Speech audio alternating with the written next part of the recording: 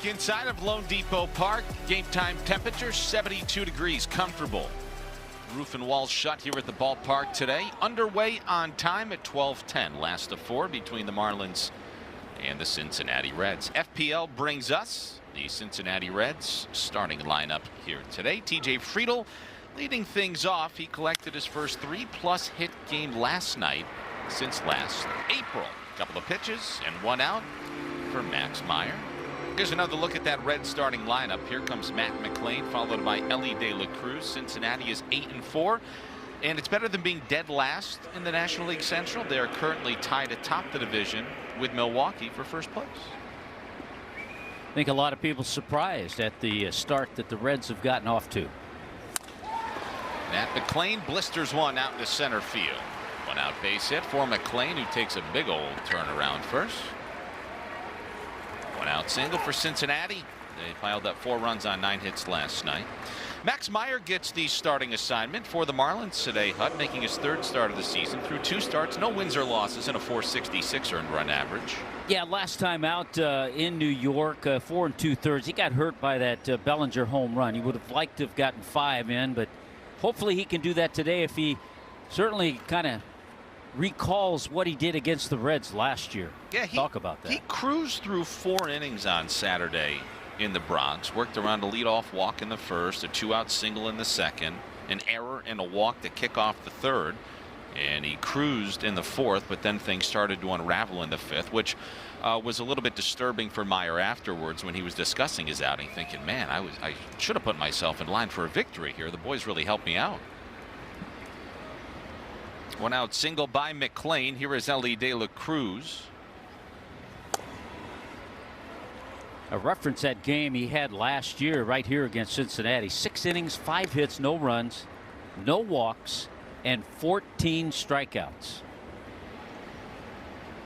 Making his 3rd career start against Cincinnati today. De La Cruz waits on a 1-1, and that is stung out into right field for a base hit. 1st and 2nd with 1 out here in the 1st for Terry Francona. Cincinnati Reds. Let's flash back to that outing that Tommy just referenced from last season. Yeah, and that is, I'm sure, what Max is trying to channel right now. All those strikeouts, the slider. It's one of the things, you look at his repertoire this year, he's thrown more sliders than 4-seamers, and he's really mixed in his sweeper well this year. For some good pitches. He needs to channel some of that swing and miss with a couple of guys on and 1 out here in the 1st. Here's Sal Stewart, who the Marlins cannot wait to see leave town. He's 4 for 11 in this series with a homer, a double, and 4 runs batted in. He's reached in 11 of 12 games he's played this season for the Reds. But he swings and misses at a nasty slider. He's quickly behind 0-2. Yeah, safe to say that home cooking has done Sal Stewart well.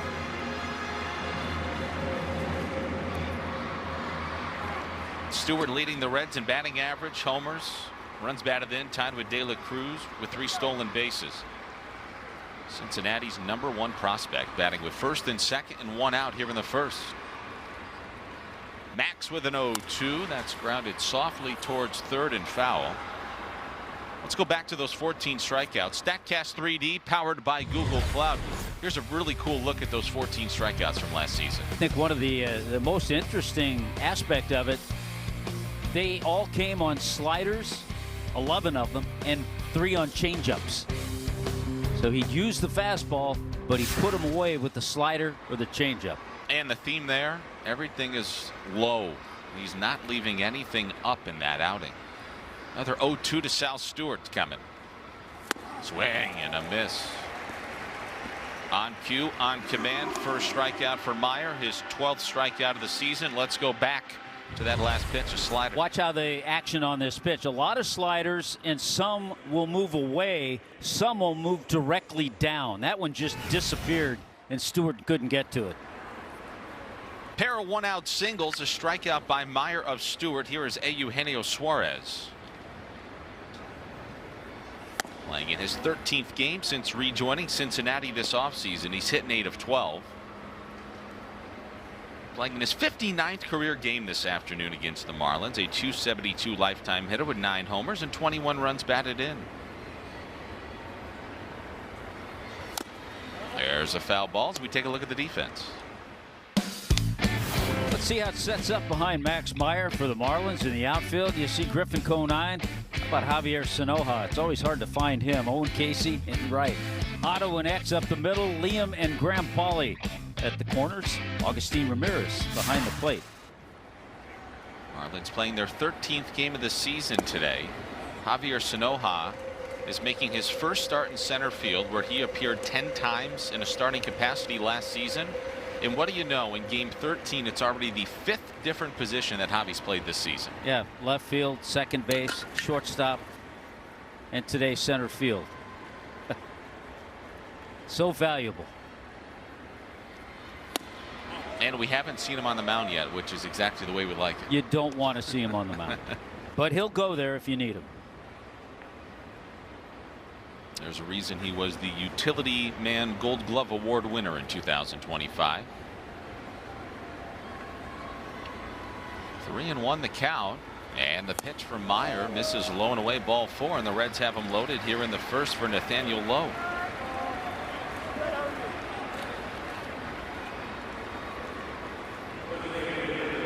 We've seen Nathaniel Lowe a couple of times as a pinch hitter in this series. First time starting. He's the DH today. 3 for 11 on the season is Lowe. A .224 lifetime hitter in 19 career games against Miami. First offering, that fastball's a called strike. Home plate umpire today, Sean Barber. DJ Rayburn is at third. James Hoy, the crew chief, is at second. John Lipka's at first.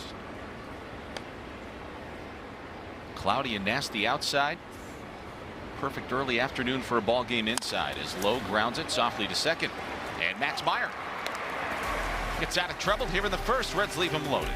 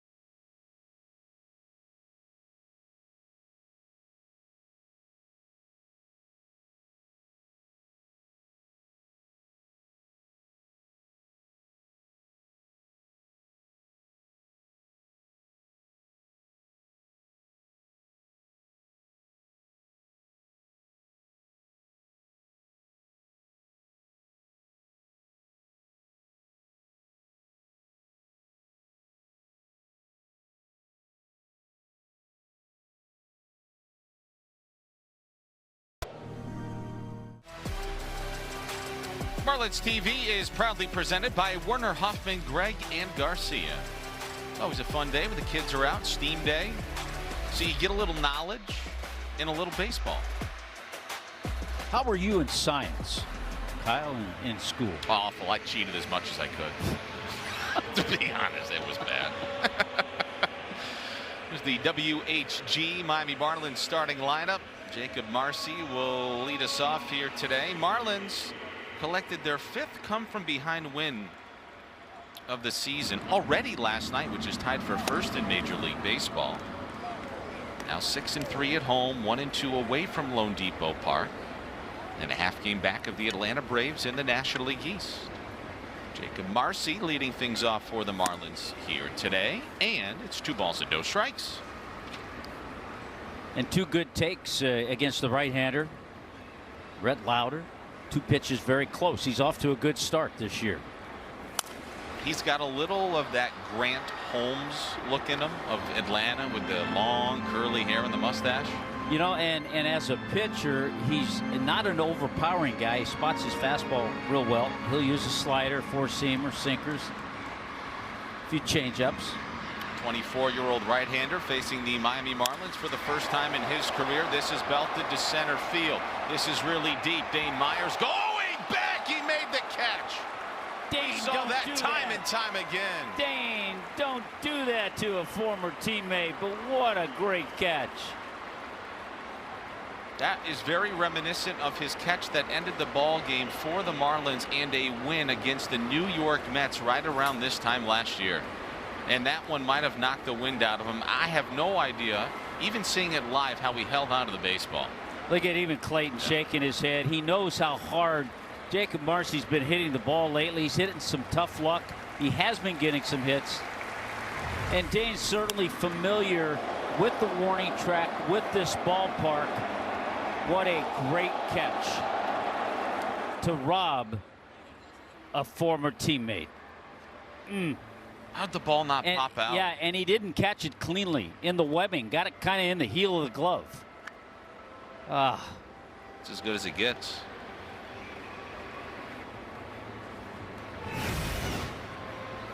Athletic trainer out to check on Dane. Yeah, it's funny, too, because I just talked to Terry Francona this morning about Myers in center and Friedel in left. And his feeling right now is that Myers is a better center fielder than T.J. Friedel, who we've seen in center field the first few games of this series. Well, we got a second. We'll take a look at the rest of the defense. You know that Dane Myers is in center. Friedel's in left.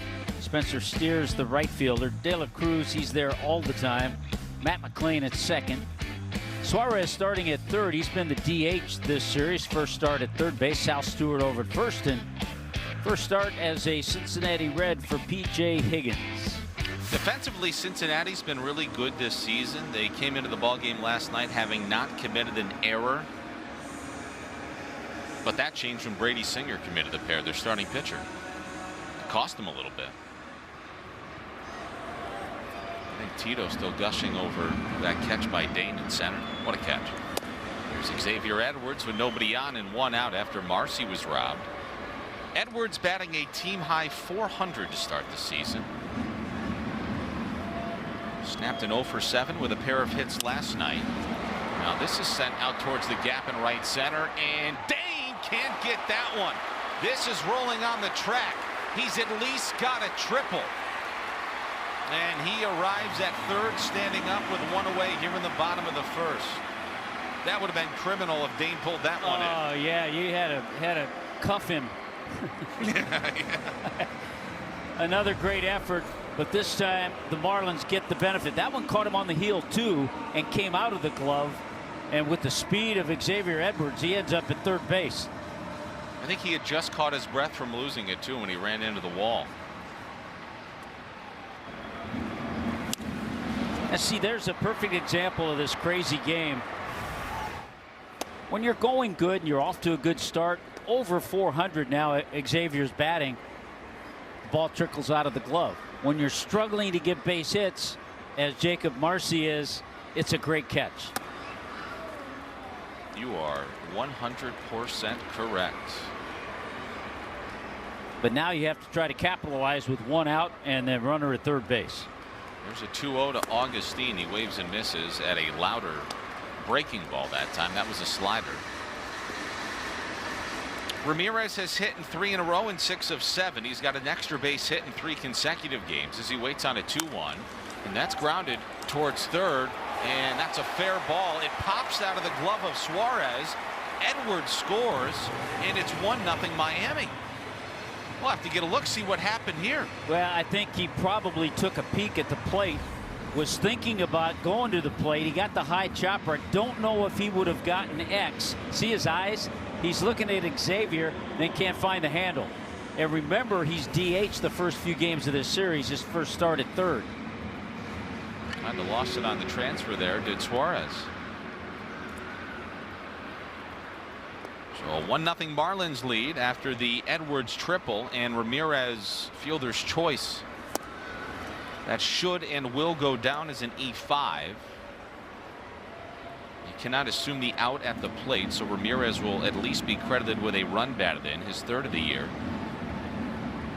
By the way, the triple by Edwards, the 5th team triple of the season for Miami, that leads the National League.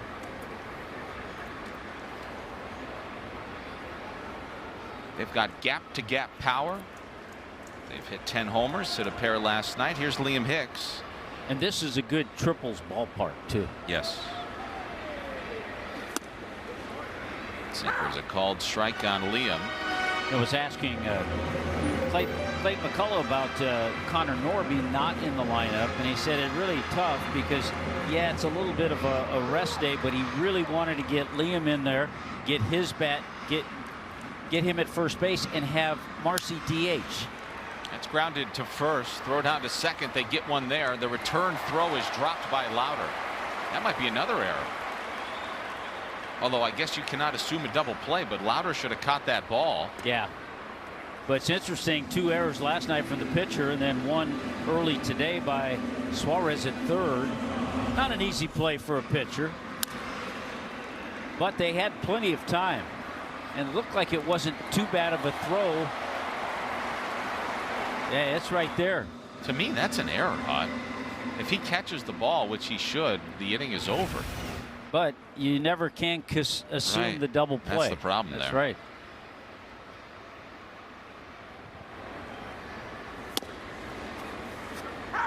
Here is Otto Lopez, who is sitting on 999 career at-bats.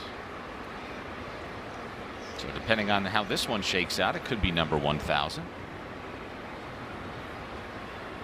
Nothing in 1 on Otto. He's hitting 4 in a row and 9 of 11 to open up the season. He's off to a really nice start.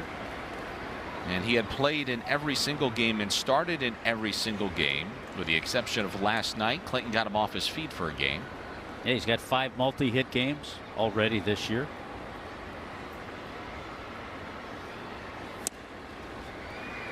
See what the scouting report tells us about Rhett Lauder, 24-year-old. Great flow. Yeah, he's got the good flow. First time facing the Marlins. 25, he dealt with an oblique injury. I made the Grant Holmes reference. Well, he is oftentimes associated with Kenny Powers. These two have a very similar look. Out of Wake Forest. Powerhouse college baseball program. Well, I think they might be a little down this season. Well, 5 Marlins had multi-hit efforts last night. One spins Otto out of the way. Marlins down the Reds in Game 3, 7-4 last night. After trailing 2-0 after a half inning of play, they came back with 6 unanswered, with 2 in the first, 2 in the second, 2 in the third. Michael Peterson collected his first major league save in his 3rd try. 3-2, runner goes. Lopez hits it in the air to right field, sending Steer back onto the warning track, and he makes the catch. 1 run, and it's 1-0 Miami.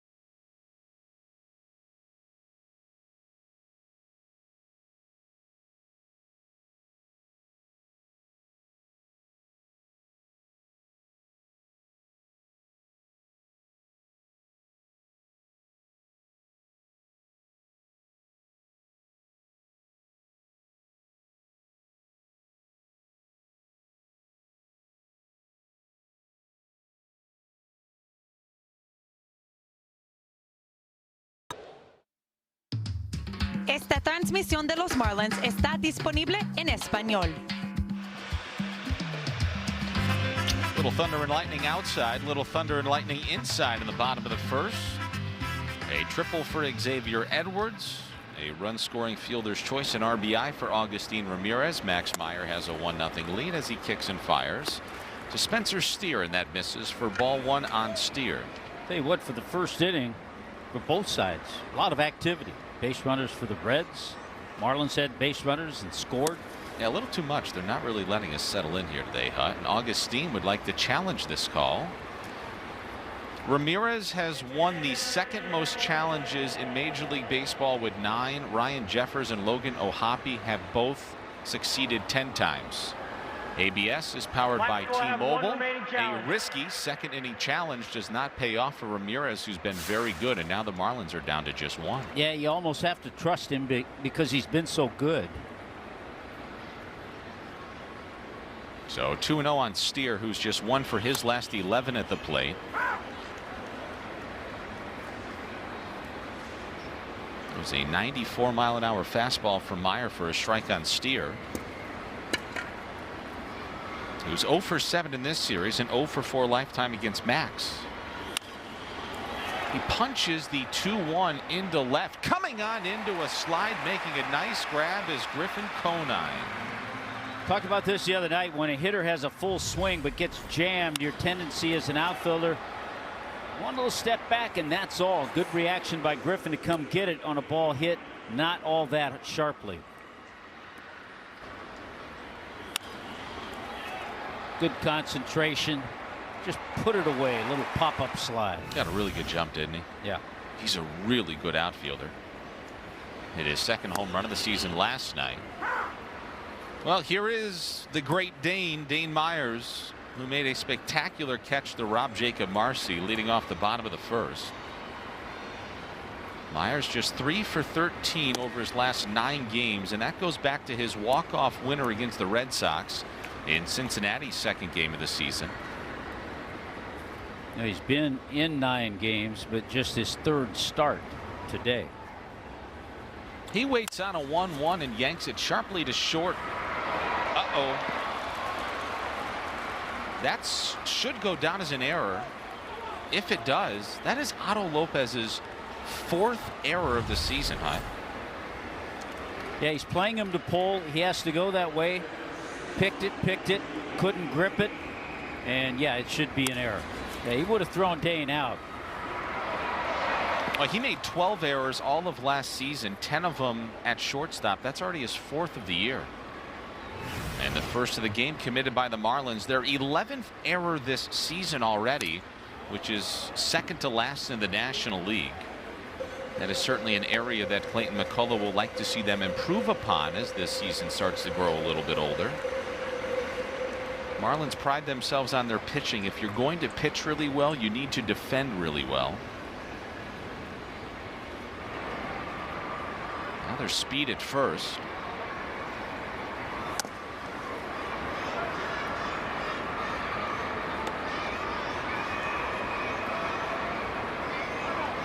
Generally, Max Meyer's pretty quick to the plate.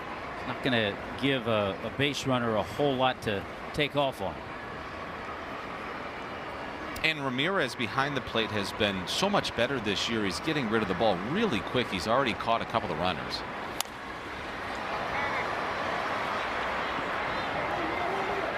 Nice play by Liam Hicks up against that Reds dugout railing. He's making just his 2nd start of the season at first base. Yeah, the one thing Liam would like to do next time, maybe get to the railing first.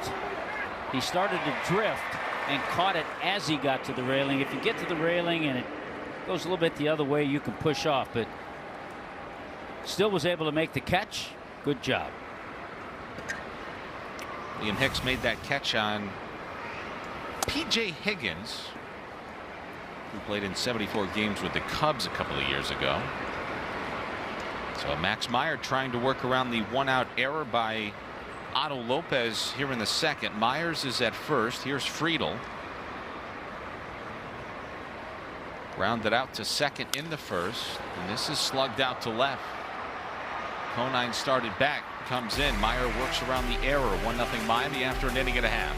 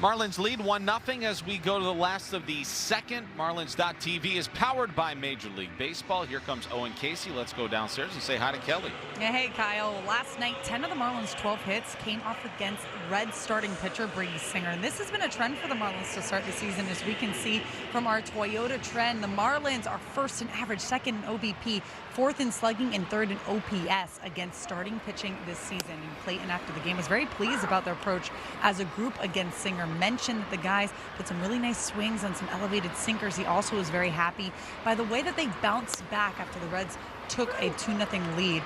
But of course, as they continue to tack on throughout the game. So far so good for Marlins hitters against starting pitching. Yeah, and all that really reflective of this nice offensive start to the season. They're third in the National League in average, 10th in homers, but 5th in doubles, 1st in triples, 2nd in stolen bases. So they're making it very difficult on everybody they face. But Casey has struck out to begin this second. Well, as Clayton said before the game, this year compared to last year, they expect to win. They'll find a way to win a game. Last year there were periods of time that it was kind of survival mode. Clayton McCullough's Miami Marlins dashed the Cincinnati Reds' hopes and dreams of going a perfect 81-0 on the road last night. Reds played game 3 last night, a perfect 5-0 on the year and riding a 5-game winning streak. And the Marlins said, not so fast. We got to get ourselves back into the win column, having lost 4 of our last 5. And a chance today for the Marlins to split this 4-game series and enjoy a happy flight to Detroit. This is cracked to center. Easy play for Dane Myers. Let's get you a quick word from FPL. At FPL, our teams are working every day because reliability isn't an option, it's a commitment. FPL, working for you every single day. Nobody on, 2 out, 1-0 Marlins. We're in the bottom of the second inning with Tommy Hunt and Kelly Sacco. I'm Kyle Seeloff. Here's Javier Sanoja batting .357 on the year, but just 1 for 11 at the plate over the last 4 games. He's got a base knock. It's rolling down the line. Sanoja with a big turnaround. First, he'll stay put. Yeah, it's a thought you really have, especially with 2 out, to try to get yourself in scoring position. But played nicely by Friedel in left field. Isn't it amazing the interaction we've seen in this series with Suarez and Sanoja, guys who were just spectacular for Venezuela this year, and had that moment with the Suarez double and Sanoja scoring. Here is Graham Pauley, who, when I was driving home last night, and I said if the degree of difficulty scale is a 10, I felt really bad driving home for Graham because every play and every chance he had at third base last night was on the scale an 11. Nothing came easy. He had a tough time over there, but it wasn't a bad night. Just every ball that came at him was really, really tough to corral. Well, I was talking to you in between innings, and there are times during the season that a player, we talk about offensive slumps, that a player can actually go into a defensive slump, but some of that depends on what type of balls are hit to you. You could go a period of time where you're just getting a lot of routine plays. Or you could have the game that Graham had last night, and everything was hit, top spin, tricky hops. In between hops. Paulie 4 for 21 at the plate to start his season, 1 for his last 9 over his last 4 games. Changeup misses, low and away. 2 balls, 2 strikes on Paulie with Sanoha at first here in the second. What's she? She got a good seat. She must be working hard. Must have a good paying job. Got some snacks. Yeah. Swing and a miss. Good slider. Inning over. Nothing but the 2-out single from Sanoha in the second.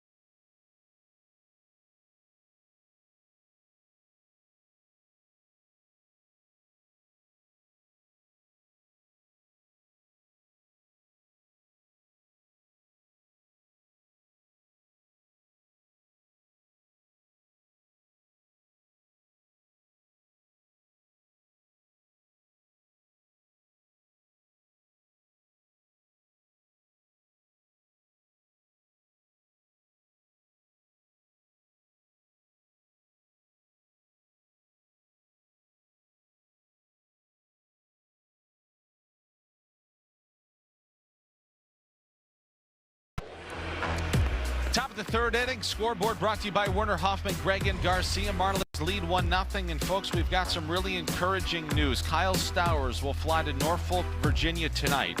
He's going to play for the Jacksonville Jumbo Shrimp tomorrow. He'll be off on Saturday. He will play again on Sunday. Expecting the rehab to be right around a week long, but that is give or take. There is no timetable for his return to the major leagues. Remember, he only played in a handful of games this spring. So Stowers, in essence, really does need to go through a spring training progression. But we have seen him here at the ballpark in recent days doing some agility work, doing some baseball activity. That is really encouraging news, Hunt. Yeah, and I think a lot of those reps are going to be seen at first base for Kyle Stowers.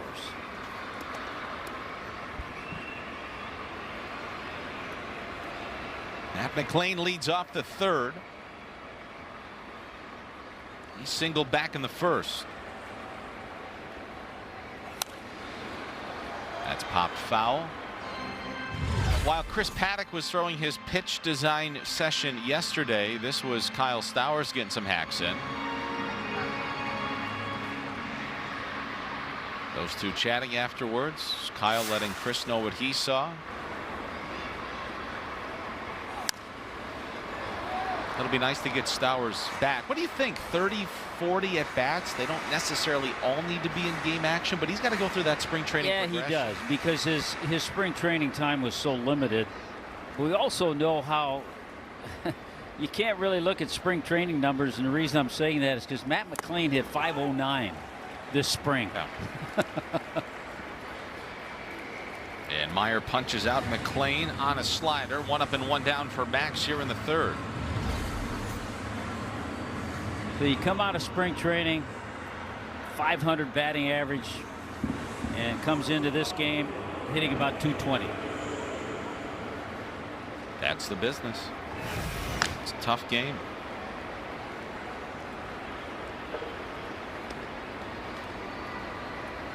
Here is Ellie De La Cruz. You know, we were talking about that long streak that he's got going of consecutive games played trailing only Matt Olson and Pete Alonso. You want to know what makes that streak even more remarkable for De La Cruz? Part of it, the position he plays. Yes, in the final 60 games last season, he played with a partially torn quad. That sounds rotten. A partially torn quad, never came out of the lineup, kept playing. Yeah, and I think that affected him the second half of the season. I mean, overall, he still hit 22 home runs, had 86 RBIs, and 37 stolen bases. But remember, he had 67 one year. Well, so it affected that part of his game. And here's what's interesting too, Hut. If you go look at his career first half, second half splits, his second half has always dropped off precipitously. And there's been some school of thought like, hey, you know, you don't need to be the Iron Man here, but if we get him off his feet a little bit and really keep him healthy, is he going to be a better player if he doesn't play 162 games a year? He just got his front doors blown in by a Max Meyer heater who's punched out 2 in a row. It's like Max settling in nicely. Look at this two-seamer, get a little movement back, freezes De La Cruz. My thought on that, De La Cruz, the point you were trying to make is, okay, but is the guy that I'm going to play and start in a game instead of De La Cruz going to be better than De La Cruz at 80%? It's a good question. Then you have to have that relationship with the manager and talk to him about it. It's a decision that Terry Francona and the front office have to figure out.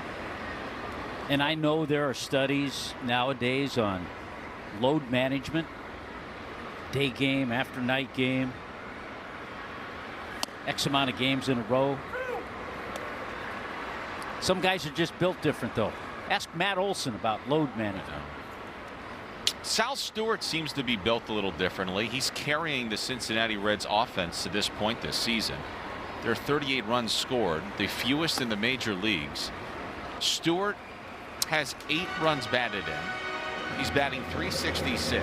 The rest of the team coming into this game today in 400 plate appearances is batting a collective .191. He's got a third of the team's homers and a third of the team's runs batted in as he waits on a 1-2 and knocks it foul. And according to Terry Francona, it sounds like he has about a third of their confidence, too. He does not lack in that.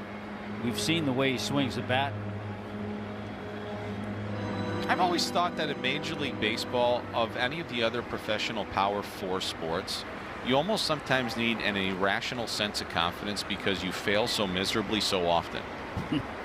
You know, it's crazy. It really is.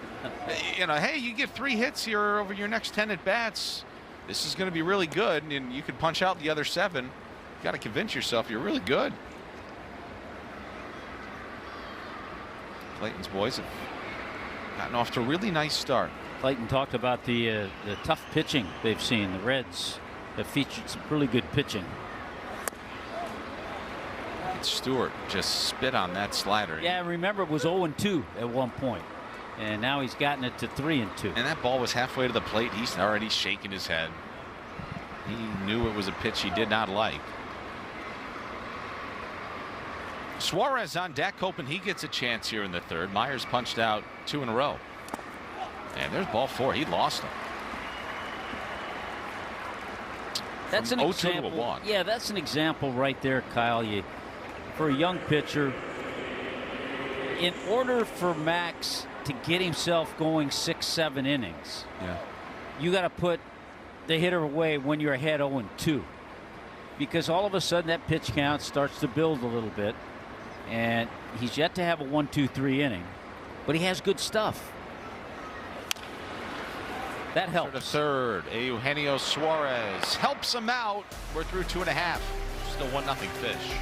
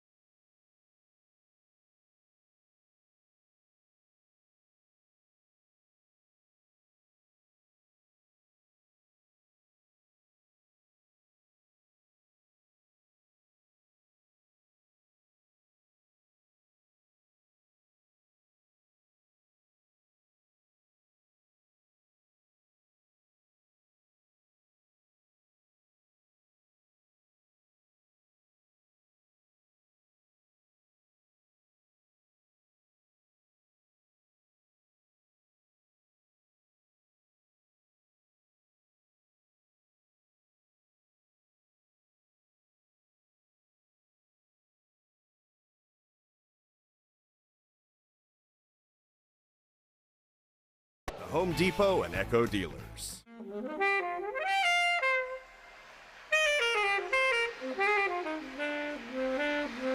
a little Motown jazz. Be a fun road trip to Detroit. Coming up tomorrow night, and then 2 day games in Detroit. Then it's off to Atlanta. And we were talking about Jacob Marcy, growing up not too far from Detroit, is expecting how many friends and family? 200? Around 200. He just shot a glance towards third. He wanted to see where Suarez was playing. He's playing in. So no bunt in order. And there's ball one on a changeup from Rhett Lauder. First couple of games of the series with the Marlins facing lefties, you and I talked about getting the left-handers in the lineup. Well, last night the lefties were in the lineup, and boy, did they produce. 8 for 22, a 364 average. Marcy had a couple of hits. Edwards, Hicks, Conine all had 2 hits. Conine went deep. It was very productive. It was a pass the baton type of game. Everybody does their part. Edwards always does his. He's 1 for 1 with a triple and a run scored. Marcy pops a fastball in the air left side. 1 up and 1 down here in the third. MLB news and notes for you on this early Thursday afternoon. Shohei Ohtani extended his on-base streak to 43 games. This ties the longest by Japanese-born player Connor Griffin. 9-year, $140 million deal. Pretty good. He'll be okay. And Jordan Walker hit his 5th home run of the season. That's time for the major league lead. It's nice to see for a young man, if you're just a fan of the game, who was such a highly touted prospect in recent years and really just couldn't get it going. And we've seen him every spring with the Cardinals, and every year a great anticipation as to what he could do. And so the youngster Jordan Walker off to a really good start. He hit .215 with 4 homers all of last season for the Cardinals. He's wow. hitting .295. He's already hit 5 homers.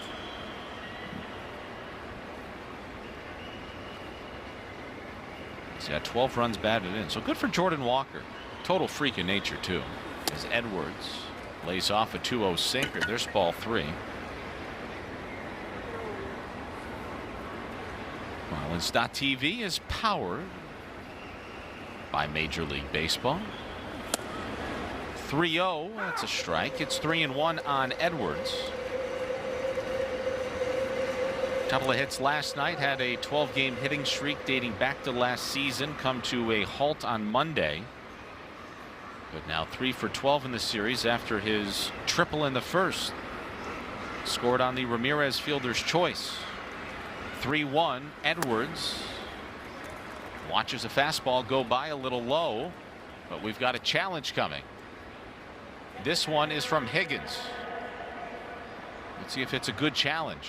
It was a called ball, and that's a strike at the knees. A good, successful challenge by P.J. Higgins. That's the difference in a 1-0 game in a runner at first or a 3-2 count. That's when you see the ABS challenge really have an impact on a game. So the count is full on X, who after his first inning triple is now batting .413 on the year. Agustin Ramirez is on deck. Lauder is settling in after his run allowed in the first, although that was an unearned run. Here's a 3-2, and Edwards tops it foul. You know, there was a game first week of the season, that first time in history, because this is the first year of the ABS challenge, that ended on a challenge.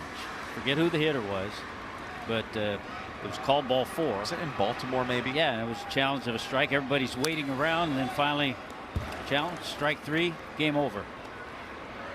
Look who it is. Anthony Rizzo is in the house.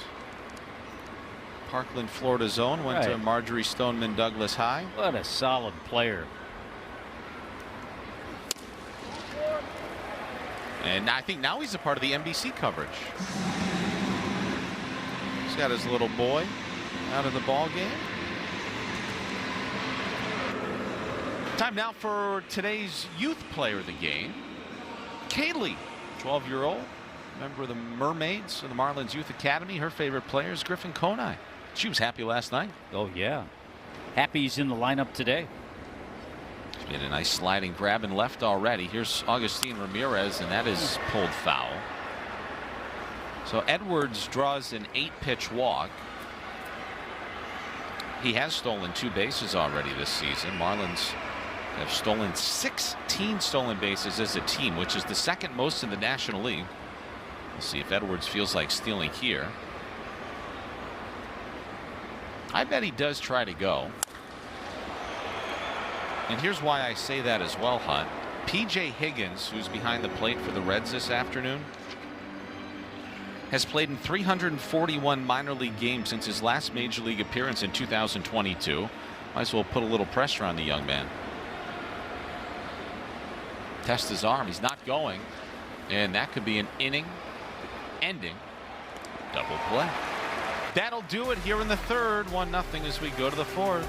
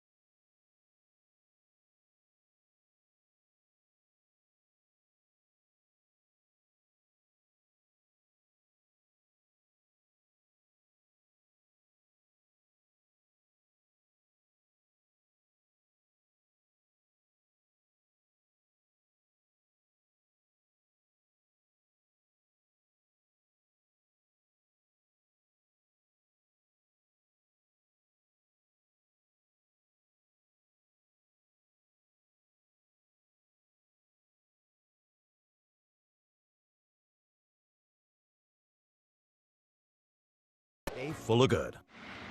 FPL brings us our 4th inning scoreboard that reads the Marlins 1 and the Reds nothing. They also are the proud presenter of today's Steam Day at the ballpark. And with more on that, here's Kelly. That's right, Kyle. They have so many interactive innovations, and this one scares you a little bit. This is Spot. He is a robot dog. I was chatting with Andy Martinez from FPL. This dog, 7 years old, currently retired, but those robot dogs, they serve an important role for FPL and for all of us, guys. They're used to monitor substations and help detect potential outages, fires, and other safety concerns that may cause or affect the community, guys. And what's important to note is that using a robot to do this job, in the past it was very risky and it was a safety concern for people. So to have a robot now and have the advanced technology to make it possible is really great for our safety. And it's controlled by an iPad similar to a video game. So that was Spot. A lot of the players got to see him. And Kyle, you did not get up close and personal with Spot, I hear? Nope. And everybody gets a real good chuckle out of these robots. Yeah, I was down there, and I'm a little concerned that Spot, at 7 years old, is retired. What's he have, arthritis or something?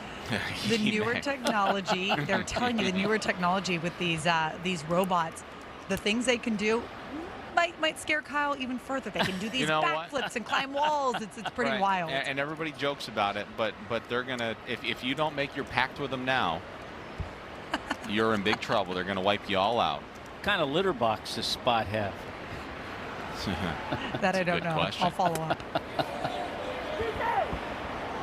But thank you to FPL for being a big part of today.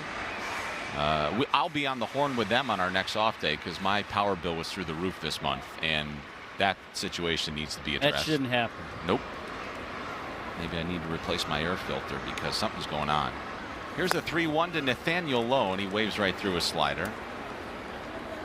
That's where Max can be tough. He can throw that slider anytime. And you get a good hitter up there thinking 3-1 might get the fastball, and he dropped a good slider on it.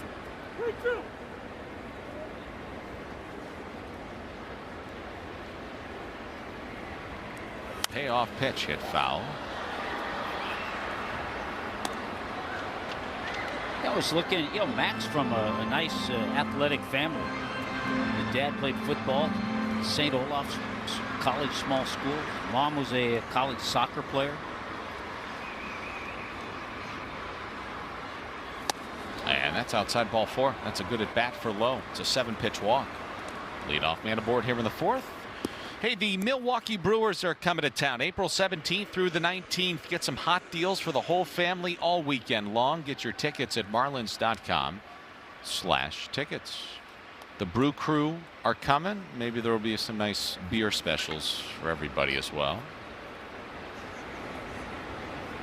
This is the first time today that the leadoff man has reached base for the Reds. Here's Spencer Steer. And he watches a slider for strike 1. 0-1 on Steer, who flew out to Conine, who made a nice sliding grab on him back in the 2nd. Lowe is not much of a threat to run at all at first.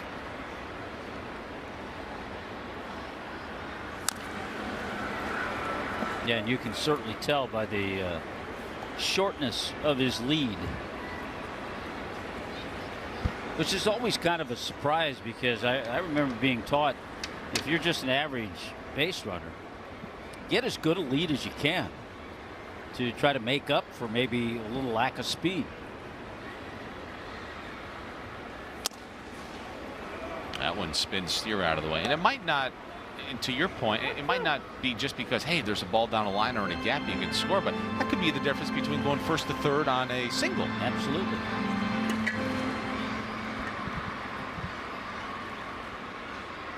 Steer at the plate, Myers on deck. 1-0 Marlins. We're in the 4th.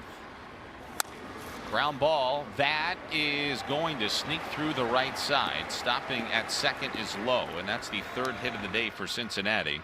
It's a sing-eye single into right field for Spencer Steer, his first hit of the series. Yeah, a little room over there with X cheated a little bit towards second, and that is the definition right there of a seeing eye base hit.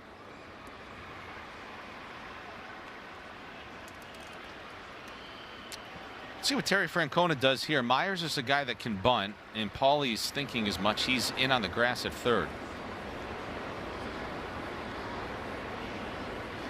I doubt he will. because I'm thinking that through, and with no speed at second, just put the wheel play on. Right, and also with P.J. Higgins just called up on deck.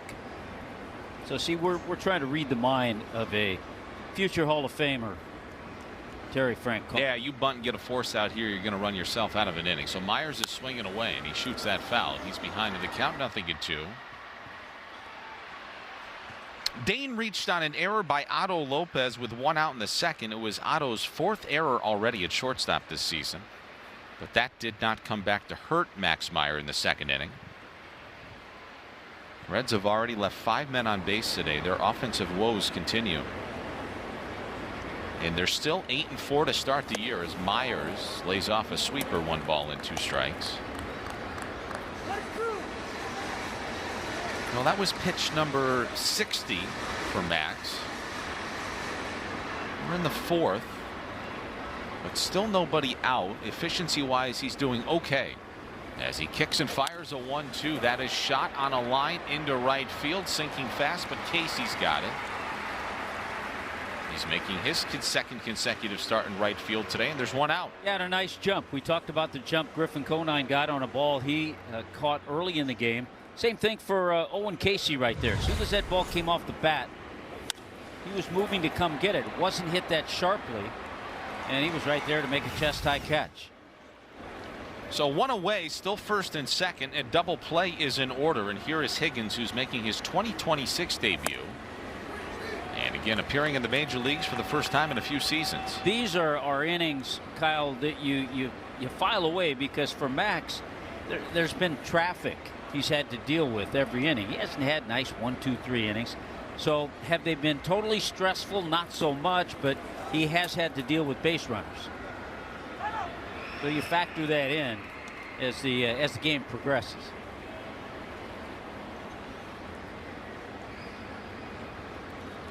Well, you know he'd love to get Higgins to bounce into an inning-ending twin killing right here because you've got Friedel on deck, who's coming off his first 3+ hit game since last April. But he's 0 for 2 today. Higgins 0 for 1 as he waits on a 1-1. Bounce foul into the Marlins dugout, and now it's 1-2. Higgins had his contract selected from AAA Louisville last night.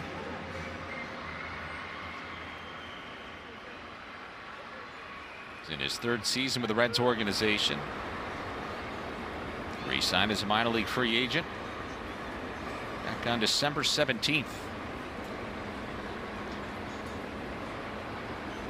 Max comes home with a 1-2, and that's grounded to third. There's 1. There's 2. No! Hicks couldn't keep his foot on the bag. The throw by Edwards pulled him up the right field line. Marlins will take a look. We'll see if they want to challenge. Should have been a routine inning-ending double play, but the throw from Edwards was not a good one. There will be no challenge, and Friedel will get a shot. Yeah, we saw X make a couple of really nice pivots last night. That time, Liam tried to stay there. And I think sometimes you can make a decision as a first baseman, come off, get it, go back, touch the bag, but I don't think he had that much time. I don't think they would have gotten the double play. That is the second ground ball potential double play in this game. Remember, the Reds could not turn one. They should have a couple of innings ago when Rhett Lauder dropped the ball at first. And that should have been a double play, but no. And a changeup is cut on and missed, and it's 0-2 on TJ Friedel. Boy, that was a pitch that we showed you earlier that Max really had going in that game last year against Cincinnati when he struck out 14. All the strikeouts were either sliders or changeups.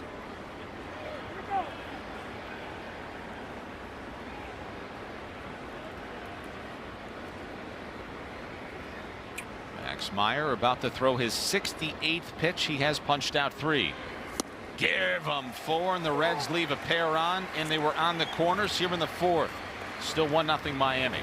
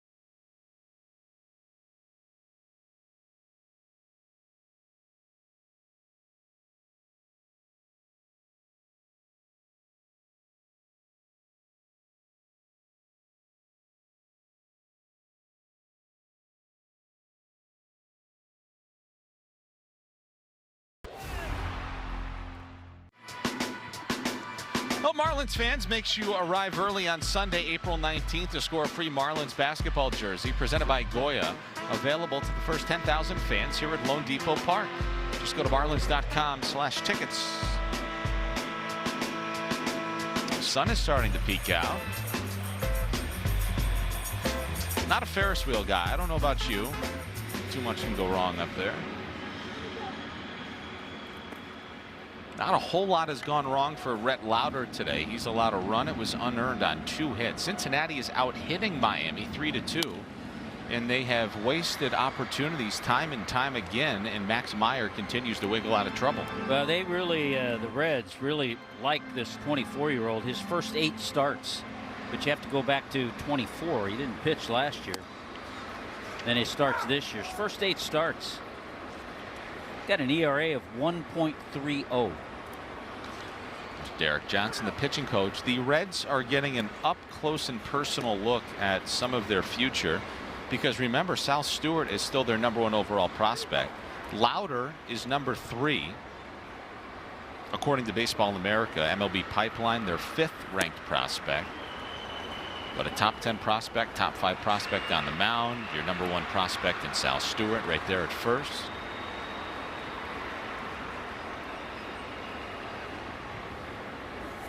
That high leg kick from Liam, and a slider missed inside. 2 balls and 2 strikes on Hicks leading off the 4th. Well, and I would say he certainly caught everybody's attention at Wake Forest his junior year. He was 15-0 with a 1.87 ERA.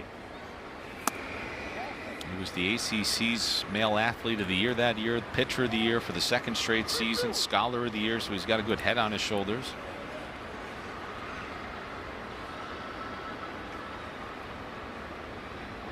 You know who else went to Wake Forest? Chase Burns.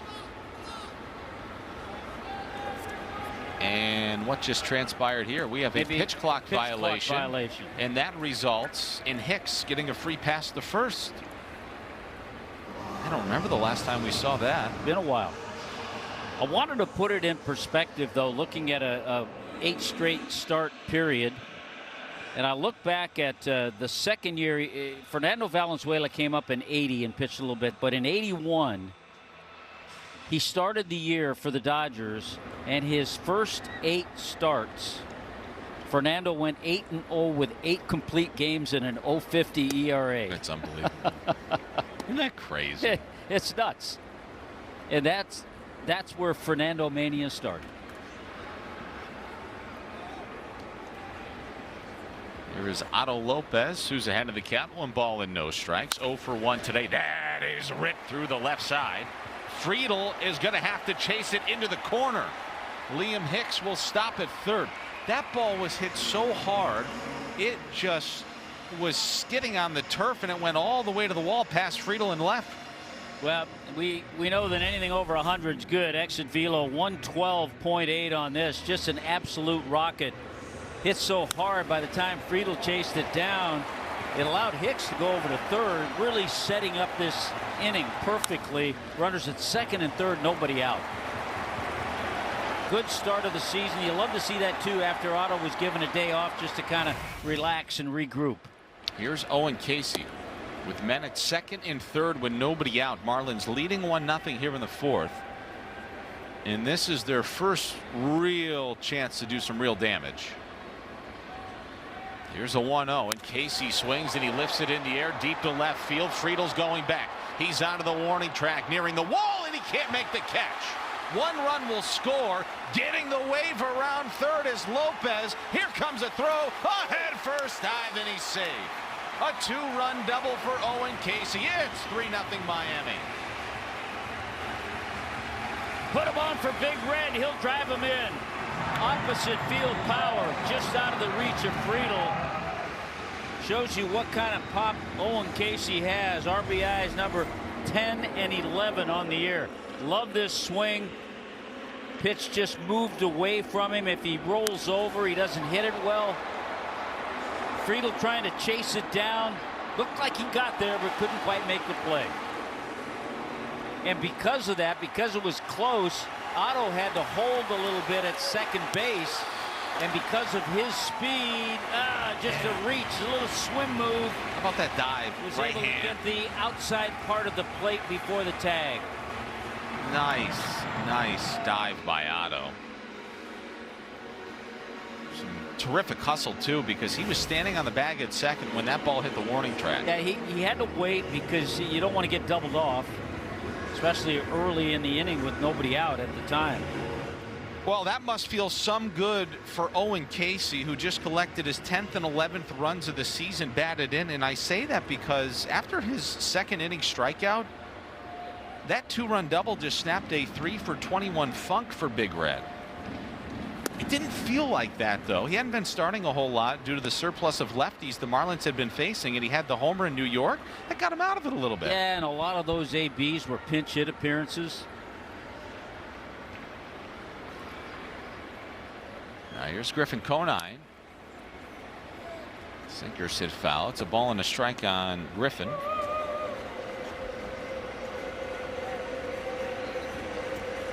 Conine 0 for 1 today. Casey moments ago a 2-run double. Still nobody out here in the fourth. Marlins opening things up, leading 3-0. Conine lined out to Myers in the second. Now he swings and misses. And it's 1-2. It's okay on that swing. It looked like he was trying to at least pull the ball to the right side. It's the 11th time in 13 games now the Marlins have held the lead. However, which is interesting of note there, so the 11th time in 13 games the Marlins have had a lead, but they've also got 5 comeback wins. So they haven't always been able to hold those leads, but they are tied for first in Major League Baseball with 5 come from behind victories. As Conine bounces a 2-2 to first. Nice piece of hitting by Griffin. Casey goes to third, where he is stationed with 1 out for Javier Sanoja. Boy, you have to tell yourself at that time, especially when you get to count to 2 strikes and you're behind, at least try to make contact. And if I can make contact and pull the ball, it's been a productive at bat. So 3-0 with a runner at third and 1 out in the bottom of the fourth. Terry Francona not willing to give in and just give up another run. I don't know what happens here, but this feels like a surefire run for the Marlins with Javier Sanoja at the plate, doesn't it? Yeah, and I'm also not sure, we'll see, we'll find out, if it would be going on contact situation with Owen Casey, the runner. Could be.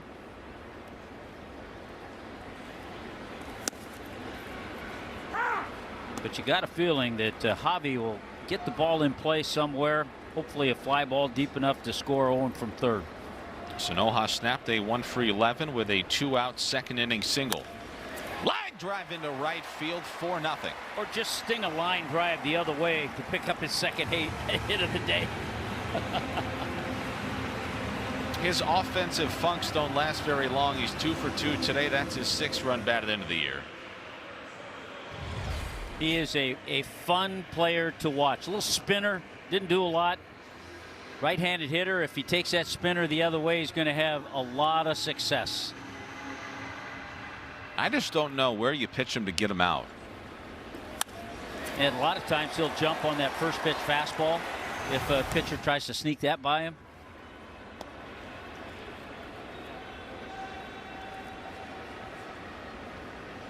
An automatic ball 4 to Liam Hicks in a pitch clock violation started this whole thing here in the 4th inning.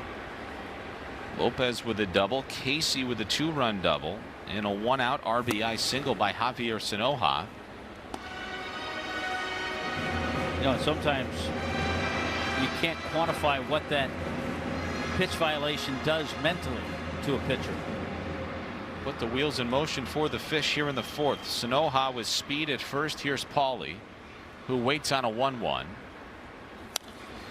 Jammed him, but that'll reach the seats and go foul.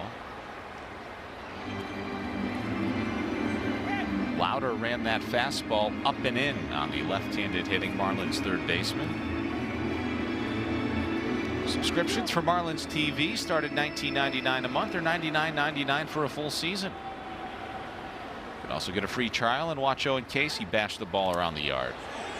Boy, throw to first. Boy, that he was was really going close. I don't know how he got back, because he was dancing off and was going to take off, and Lauder came over. Watch this.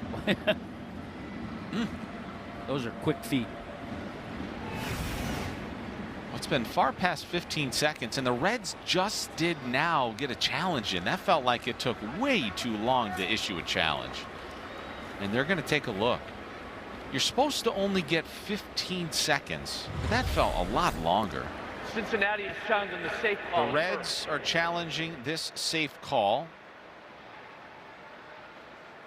Hard to see where his fingers are in his right hand, but if they're not back at the bag, we might have an issue here. Yeah, it might be. Challenge is brought to you by Werner Hoffman, Greg, and Garcia. If the tag was up there, again, we always say, is it enough to overturn? It might be. It could be. In this case. I just felt like it took the Reds way too long to issue that challenge. That angle, it's hard to tell. See, right there, he's tagged. It's hard to tell if the hand's on the base yet. Hard to tell from this angle, but they've got many additional angles outside of that one, and they can also sync up multiple angles and splice them together. They have angles like you have on your TV at home. Oh, no question.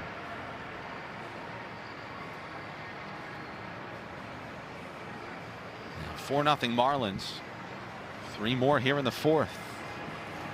You talk about a manager that's seen it all. Saw that shot at Terry Francona. His first 4 years as a major league manager were in Philadelphia, and they were not successful. You can kind of say that with a lot of guys. Joe Torre had his time with the Mets, with the Braves, before he found success with the Yankees. It's hard, right?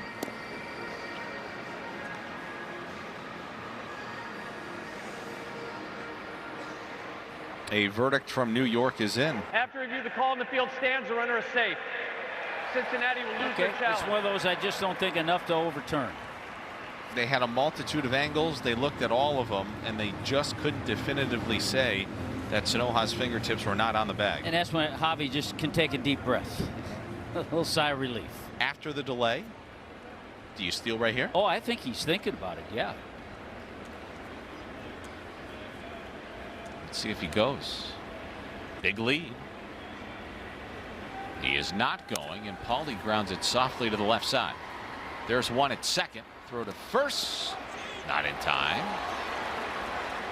And the Reds are without a challenge because they just blew it. And I think that might be exactly what Terry Francona's thinking. Was he out or safe here? Oh, he was out, and it would have been a double play if they didn't lose their challenge. It's a bit of a break for the Marlins, who have already scored 3 runs here in the 4th inning. Oh, yeah, he was clearly out.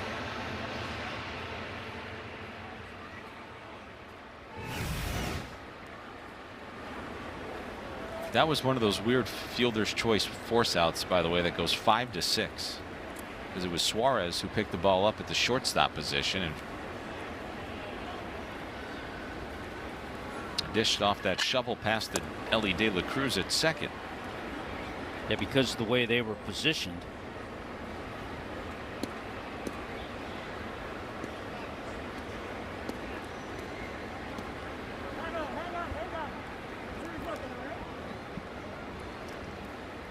Here is Marcy, who has flown out and popped out here today. He had his 3rd multi-hit game of the season last night. 0 for 2 here today, and now 4 for 14 in this series, but he is starting to get it going as he waits on a 1-0 from Lauder here in the 4th. And he laid off a slider. It's 2-0 on Jacob. Marlins loading up this starting lineup with their 5 true lefties and their switch hitting Xavier Edwards once again here today. No Slater, Jimenez, Hernandez, or Norby. Marlins did get their closer Pete Fairbanks back today as Marcy swings and misses. Well, welcome and congratulations.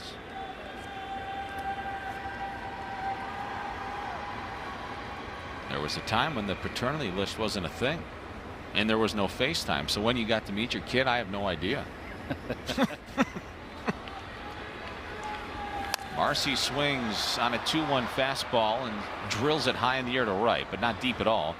That'll end the inning, but the Marlins get 3, and they have a 4-0 lead as we go to the 5th.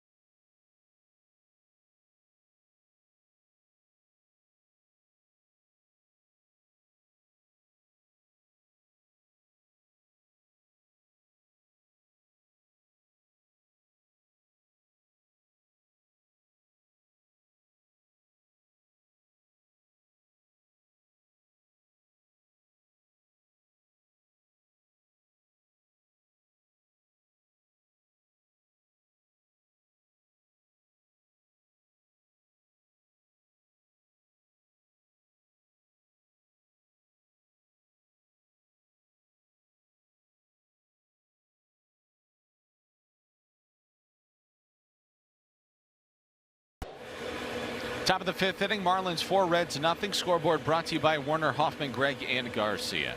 Make sure you come out to the ballpark and join us for Hockey Day on Saturday, April 18th at 4:10 against the Milwaukee Brewers. Special ticket package gets you a ticket plus an exclusive Marlins hockey jersey that Connor Norby showed off for us the other day, a Minnesota guy. Make sure you get your tickets at marlins.com/hockey. The Minnesota boy on the mound, Max Meyer, induces a ground out to short off the bat of Matt McLean, leading off the 5th, 1 up and 1 down. And boy, would he love to have a low pitch inning, a nice 1-2-3 inning here in the 5th. Probably give him a shot at the 6th. Yeah, he got a little cushion now.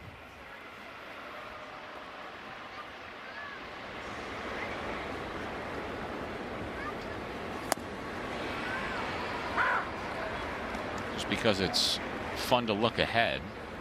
Meyer did go 6 innings or more on 6 different occasions last season before his season came to a halt that required season-ending hip surgery.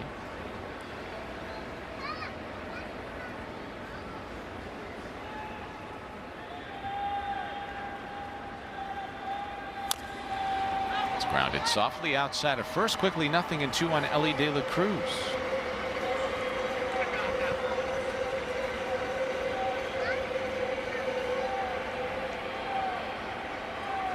That's always a good number. First pitch strikes. You know, that changeup has really helped him against left-handed batters. Left-handers hit much lower against Max than right-handers. Why do you think that is? Changeup's part of it. He does get a lot of left-handers with the slider, but he does that with the right-handers as well.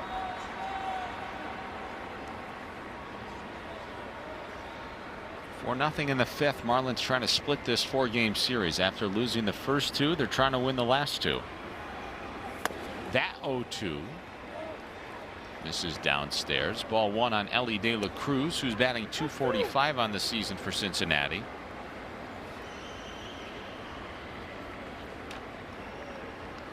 He has scored a run in 8 straight games. That's a problem if it's fair, but it's foul.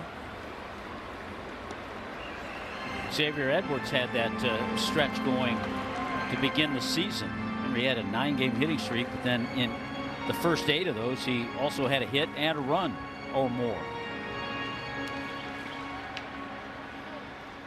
That's what you need every night from Max. 1 hit, 1 run. Go home, get a bite to eat, do it again the next day. Another 1-2 is blocked by Augustine. Meyer not happy with the execution of that slider. Yeah, and remember earlier he got 0-2 to Stewart and then went to 3-2. So right now it's 2-2. He has cost himself some pitches in this game, but the pitch count is still manageable. Still pretty good. 5th. No runs, 3 hits for Cincinnati. Meyer with a 2-2 and a changeup is flown to center. Sanoja 2 out as we check in with Kelly. Hey guys, it's time to check in with our Marlins in the minors. It's our Ocean Bank making waves, and the guy who's making waves is Jacob Berry. Yesterday had a really nice day with AAA Jacksonville Jumbo Shrimp 3 for 5 with a walk, a run, a stolen base, extended that hit streak to 5 games. It's his 2nd multi-hit game in the last 5 games. Guys, look at his numbers in the month of April, hitting .444 with a home run, a double, 5 RBIs. This is a 6th overall pick back in that 2022 draft. So it's nice to see Jacob Berry having a strong start to the season. Yes, it is. And I would say that 2026 is a very pivotal season for Jacob because it has been nearly 4 years since he was drafted in the 1st round as one of the top picks in that draft. You know, they're rushing these guys up quicker than ever these days. So you feel like this could be a big year for him. I think at the time, I remember reading, considered the top college hitter at that time out of LSU. Yeah. See if he can get up to the show this season as Stewart waits on a 1-1, and that's yanked foul. Sal Stewart pretty quiet today. He did draw a 2-out walk in the 3rd that went for naught. He also punched out swinging. He was Max Meyer's first strikeout victim of the game back in the 1st. 4 2/3, no runs, 3 hits, 3 walks, 4 strikeouts for Meyer, who delivers a 1-2, and Stewart sends this deep in the air to right center. This is a big problem. Sanoja's back at the wall, and it's gone. The man that has provided all the run support for the Reds this season is at it again. That's his 4th homer and 9th RBI. That is some disgusting power. Yeah, the one thing that's really, right, of many things that have impressed us about Sal Stewart, his ability to go the other way. He's got pop everywhere in this ballpark, and this is a big ballpark. So Sal Stewart with number 4 on the year, just pleasing to all of his fans that are here. Well, I really, really do hope that his friends and family have enjoyed watching him these last 4 days, but this guy's got to go. I believe that's his father. But he's got to leave town. He's got to do it in a hurry because this is becoming a real problem. Yeah. He is on his way to becoming not just a real problem just against the Marlins either. This kid's a real weapon. Let's go back to the homer. Opposite field power. Two-seamer, drifted a little bit. But boy, just a nice, beautiful, solid swing. Not trying to pull it. Confident that he has the power to go to all fields. That would have left this ballpark 2 iterations of the wall ago, because you can see the seams on the Leafs out there in the outfield. Those seams represent how far the walls have been brought in over the years. That was gone in what, 2015? Yeah, he can take that swing back to Cincinnati. They go back home, open up a series against the Angels. He's going to belt 40 homers playing all those games at Great American Ballpark. Let's see, they're playing their 13th game. That's his 4th. I bet he's a 30 homer guy this year as a rookie. He might win Rookie of the Year. He's starting off that way, absolutely. If he wins Rookie of the Year, then the Reds get that extra draft pick with that prospect promotion incentive deal MLB's got going on. I kind of like that. Well, I do too. And it's interesting because Nolan McLean, everybody picked as the surefire favorite to win it. And a lot of Marlins fans, I don't know if they've taken into consideration, well, do you just bring up Joe Mack and Thomas White, or do you hold out so they retain prospect eligibility next season and maybe give you a chance for them to win the National League Rookie of the Year in 27? It's probably a conversation maybe better suited for a little bit down the road, but it is an interesting one that front offices are now thinking about.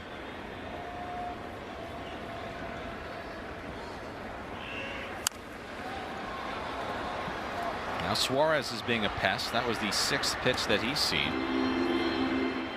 I'm sure if you were to check the odds right now, Sal Stewart might be the favorite to win the National League Rookie of the Year.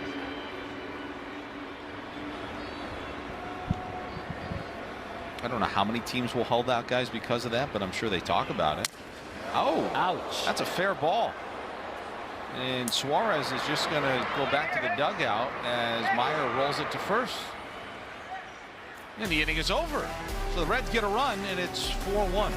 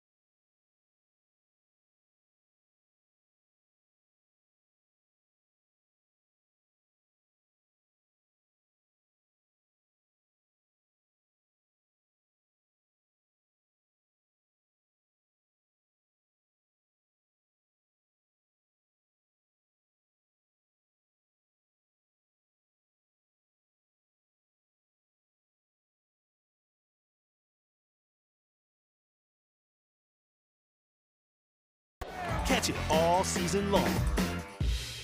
How about a pitching matchup you do not want to miss? This guy's got it, man. Frontline starting pitcher. Got him. Pate with 98. Swing and a miss. He got him. Sandy Alcantara is rolling. Terrific start from Tarek Skubal. What a start for Sandy Alcantara. Can miss bats, head swinging this, and this guy's a big game pitcher.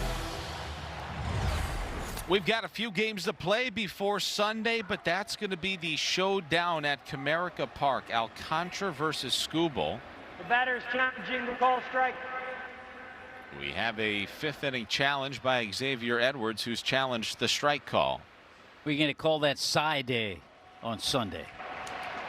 Miami will have one remaining challenge. Sandy has been much better than Tarek Skubal to start the season. Alcantara 2 wins, no losses, and a .74 ERA to Skubal's 1 win, 2 losses, and 2.5 earned run average. That is going to be a fun showdown. There's ball 2 to Edwards, who leads off the bottom of the 5th. He has walked, tripled, and scored a run here today. Sal Stewart just got a run back with his 4th home run of the season in the top half of this inning. Edwards with a ground ball to second. 1 away. Here comes Augustine.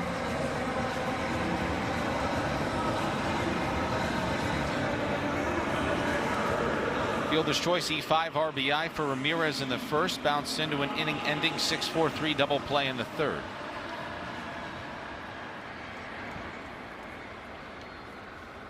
Three consecutive games with an extra base hit for Augustine. You know, I said Sal Stewart is tormenting the Marlins and they really need him to leave town. The Reds are always a little skittish when they face Augustine Ramirez as well, who coming into this one today as he skies this to center was hitting .382 in 9 career games against Cincinnati. There's 2 out quickly here in the 5th for Lauder. You know, speaking of hitting, we talked about it last night in the game that the Marlins lead the major leagues in highest batting average against non-fastballs. Yep. And what I thought was interesting when I saw a list, their average, and it was coming into this game on non-fastballs, was .288. Second on the list was the Dodgers, but they were at .261. So it was by a lot. It's a huge discrepancy. Yeah. It almost feels intentional in the sense that, hey, everybody throws spin these days. So unless you get a fastball that's on a tee for you, lay off of that and wait for the spin and let's crush that. Liam Hicks is crushing everything that he's seen this season. He's 0 for 1 today, and he lays off a 1-0 changeup, but that's a strike at the knees. It's 1-1. One thing at watching Lauder, he's not afraid at certain pitches, especially with the changeup, to double up on it, sometimes triple up. That time he went changeup, then 4-seamer. He's got a little bit of that Spencer Strider power stance on the mound where he straddles the rubber east to west and nearly takes up the whole darn thing. But he doesn't have the Spencer Strider max effort 98 miles an hour. No, or the hamstrings, it would appear. He's a little thin in the legs. And when you talk to a couple of analysts who do Reds baseball, Chris Welch and Jeff Brantley, both pitchers, former pitchers, they talk about how Rauter is a pitcher.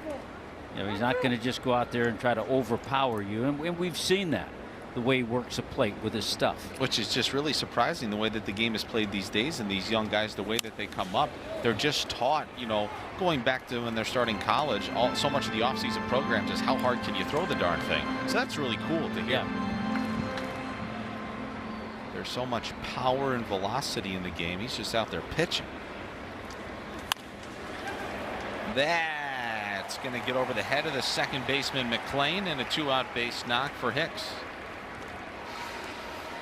Second time Liam's been on base today. Walked back in the 4th inning. Keeps that batting average over 300. Not too many mistakes by Lauder, but that time he got that pitch up.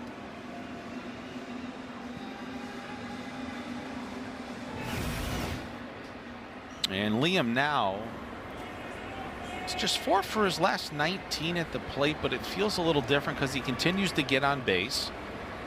He picked up a pair of hits last night. And his strong start to the season continues, including Otto Lopez's as well, who had a 4th inning double, and he hit at 112 miles an hour. Yeah, and the other thing about Liam is he doesn't strike out much. He's only struck out 3 times. By the way, Otto's 4th inning double, the hardest hit ball of his career. Wow. It killed 1,000 worms on the way to the wall and left. But he smoked that double back in the 4th. It's that pretty hard to third. Flag down by Suarez. And the throw to second is in time. Inning over. Let's go to the 6th, shall we? Still 4-1 Fish.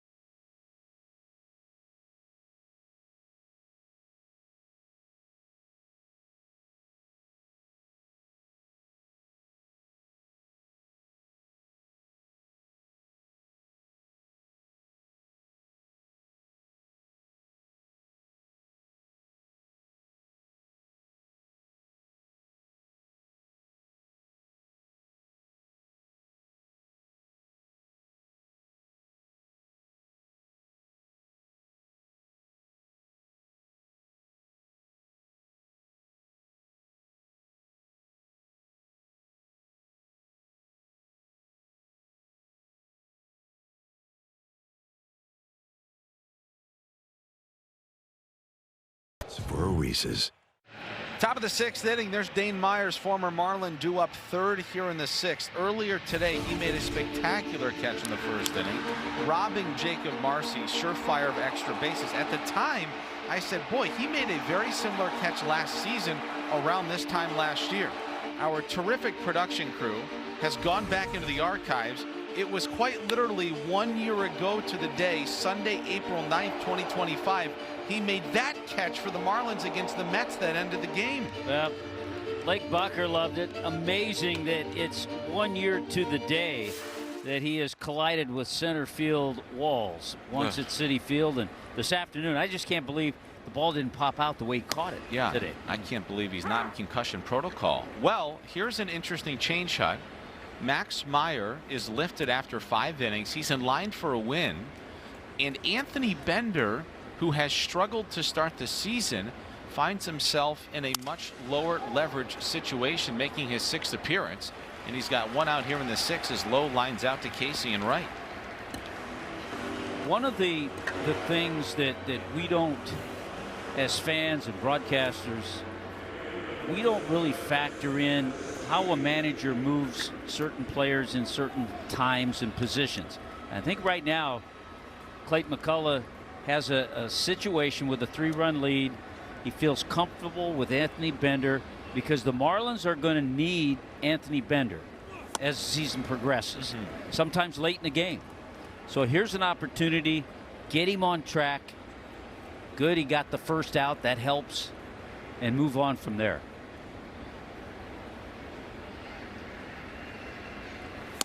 Spencer Steer watches a called strike. You know, he came on in a very tough spot a couple of nights ago when Sandy was removed from the game.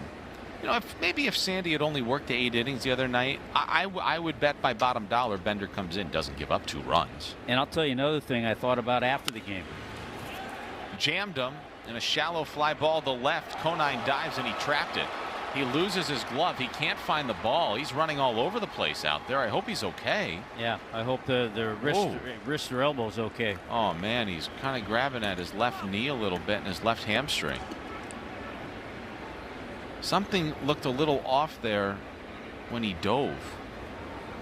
Then he couldn't find the ball when he got up. Yeah, this ball wasn't hit well. Full swing. It's one of those you really got to come and get. He makes a great effort. Glove comes off.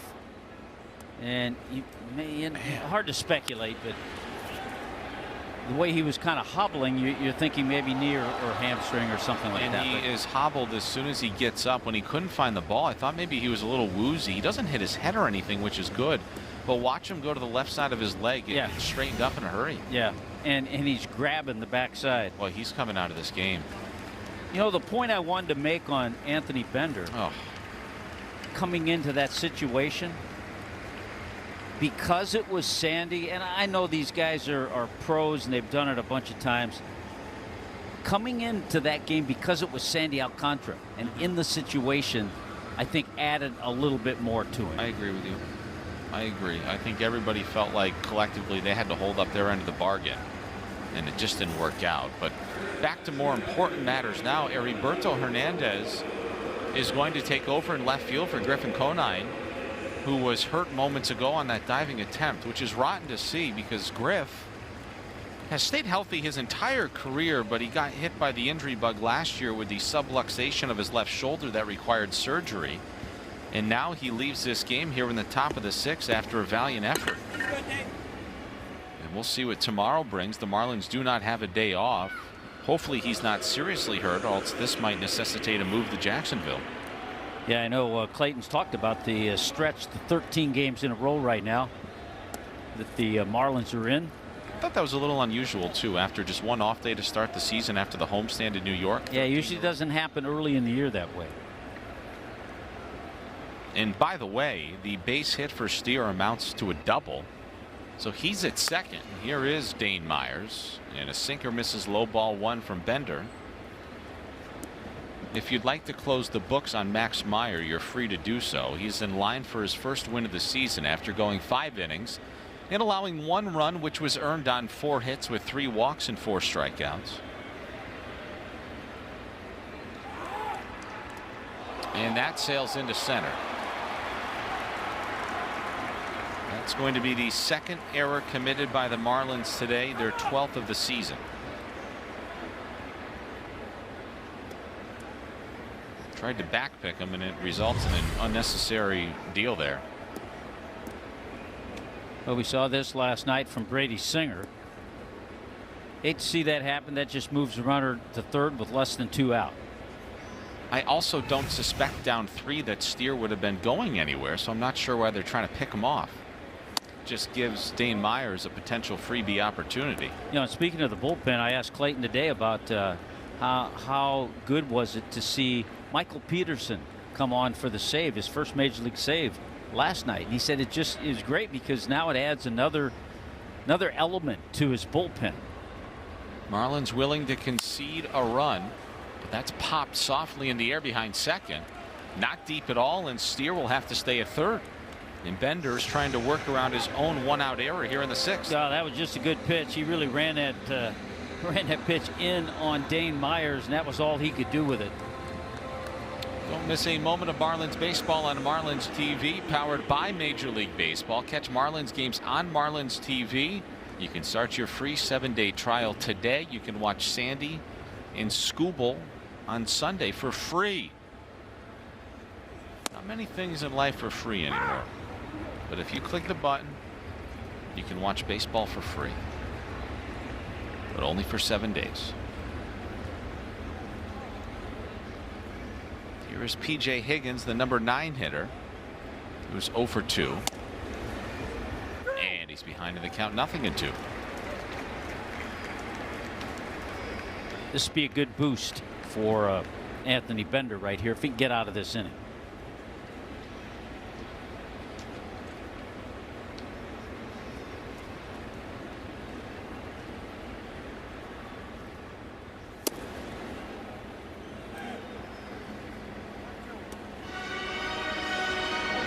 Higgins' last major league appearance before today, October 5th of 2022 at Cincinnati when he was a member of the Chicago Cubs.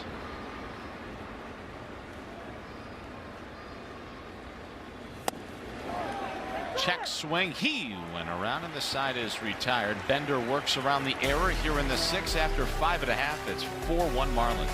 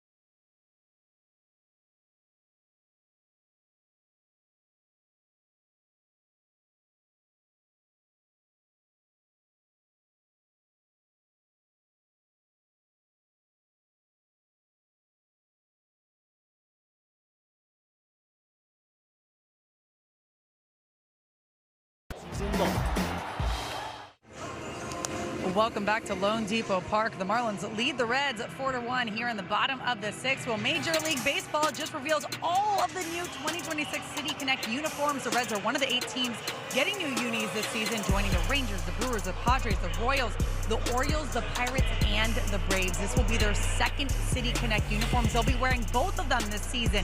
So the biggest difference from that 2023 City Connects, which was all black, in case you might remember, this one's all red.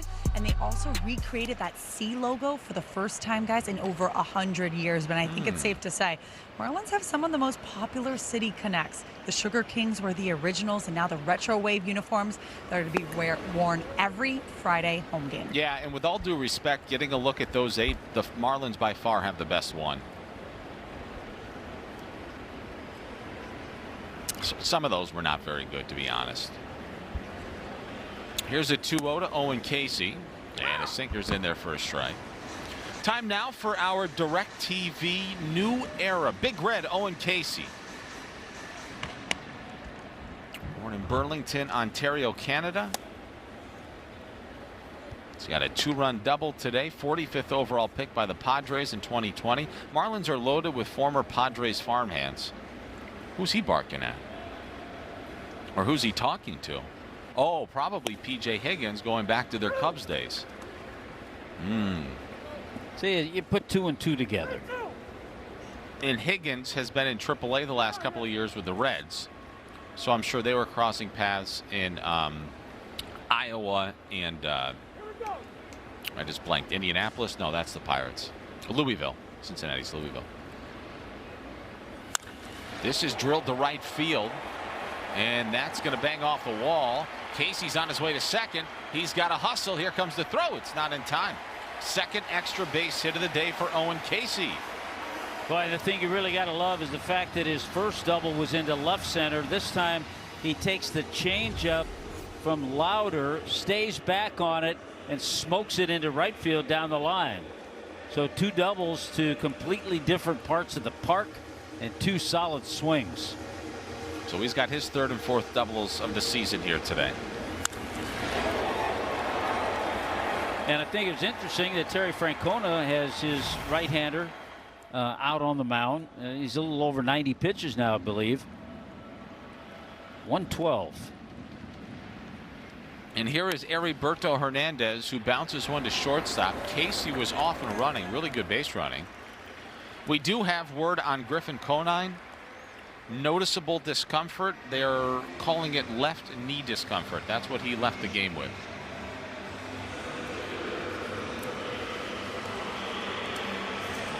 You mentioned it, Kyle. Owen Casey gets a good secondary lead. Now the ball is sort of in front of him, maybe behind him, but if you can get that kind of jump, it doesn't matter. Even if it's a little in front of you, you can still make it to third. Sets up that inning, sets up that run. That's a base hit for Javier Sanoja, who just drove in his 2nd run of the day, and it's 5-1. 3 more hits this afternoon for Javier Sanoja, who came in batting .357, and his batting average now is well over 400. Talked earlier how he likes to jump on that first pitch fastball at times. He got one, and there it is. He lays in the weeds for that, and so many times you see him get that first pitch. If it's a fastball, a 2-seamer, 4-seamer, he'll send it on the line somewhere.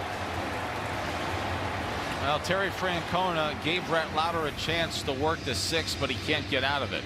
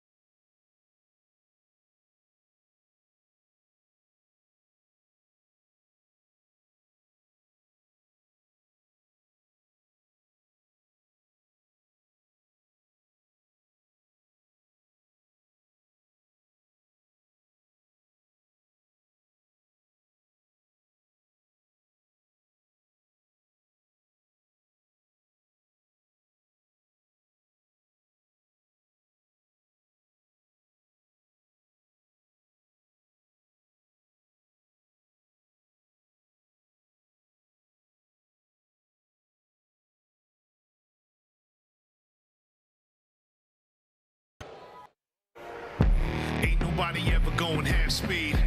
Ain't nobody ever gonna pass me. Everything I got always on the line. Every day a hill that I gotta climb. Any minute could be the minute I make it. You're gonna have to kill me if you wanna take it. Brace for impact. I'm running in. We gon' tear it down and then do it again. Picture me a pedigree. I'm the remedy. I'm everything that'll set you free. I paid the cost just to be the boss. 5-1 Marlins lead. We're in the bottom of the 6th inning. Javier Sanoja just collected his 2nd RBI and 3rd hit of the day. The 6th time in his career that he's got 3 hits in a game. He's never had 4 in a game. You know, the other thing that's amazing about Javi, some players are a little affected by maybe changing positions where they play. It might affect their offense. It doesn't matter for him. I think he thrives. Yeah, he started third, started center, started short, second base, left field. He just doesn't catch and play first. But maybe we could work that in. Here is Brock Burke, a 29-year-old southpaw out of Chicago, Illinois, a Rays 3rd-round pick in 2014. Swing and a miss by Graham Pauley, who's 0 for 2 today, and now 4 for 23 this season. Yeah, I saw Burke for just a 1/3 of an inning in the first game of this series. Came into the game, struck out Xavier Edwards. He's had a really good major league career. This is his 220th career appearance, and over parts of 6 seasons, he has a 3.80 ERA. That's solid.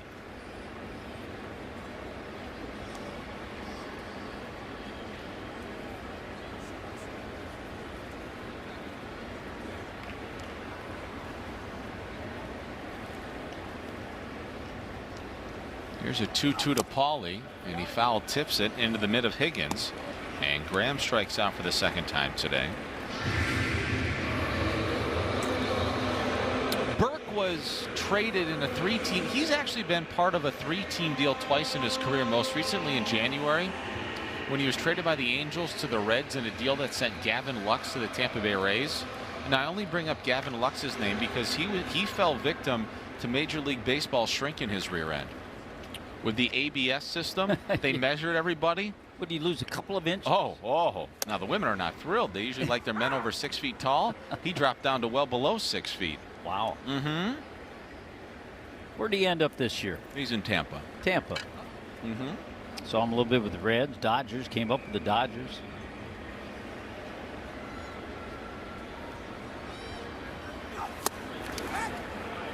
Snap throw to first, and Javi is back in safely.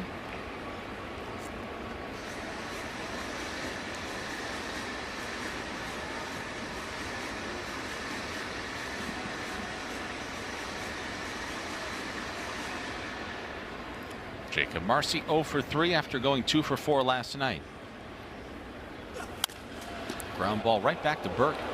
Dropped the ball.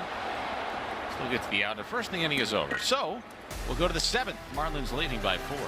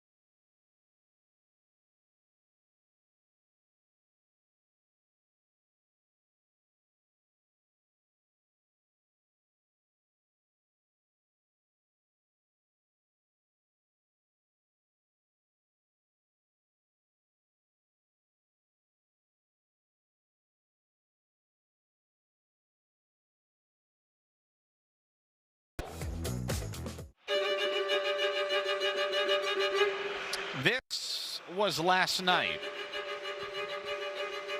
It's like a good old-fashioned Western movie. We've got a standoff, but Tyler Phillips was in a standoff with the camera. I mean, it cannot be reiterated enough the kind of issues this guy has.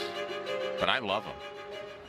And he's out there for the 7th inning for the Marlins, facing T.J. Friedl in the top of the Reds batting order. Marlins leading by 4. Well, and let's hope the Reds have issues with the sweeper and splitter and 2-seamers and 4-seamers. 4th appearance for Tyler, who rips off a good splitter. It's quickly 0-2 on Friedl, who's 0 for 3 out of the leadoff spot. And he has seen his batting average drop down to 174 here today with his current 0 for 3. We've talked about it during this series. Guy who last year set career highs in all kinds of categories: hits, runs, on base, walks.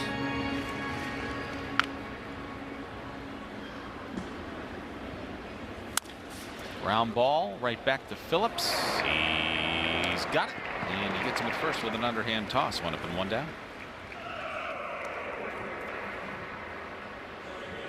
So an 0 for 4 day for Friedl. Here comes McLean, who singled in the first, but that's all since. Chris Paddock will face the organization that traded for him last summer tomorrow.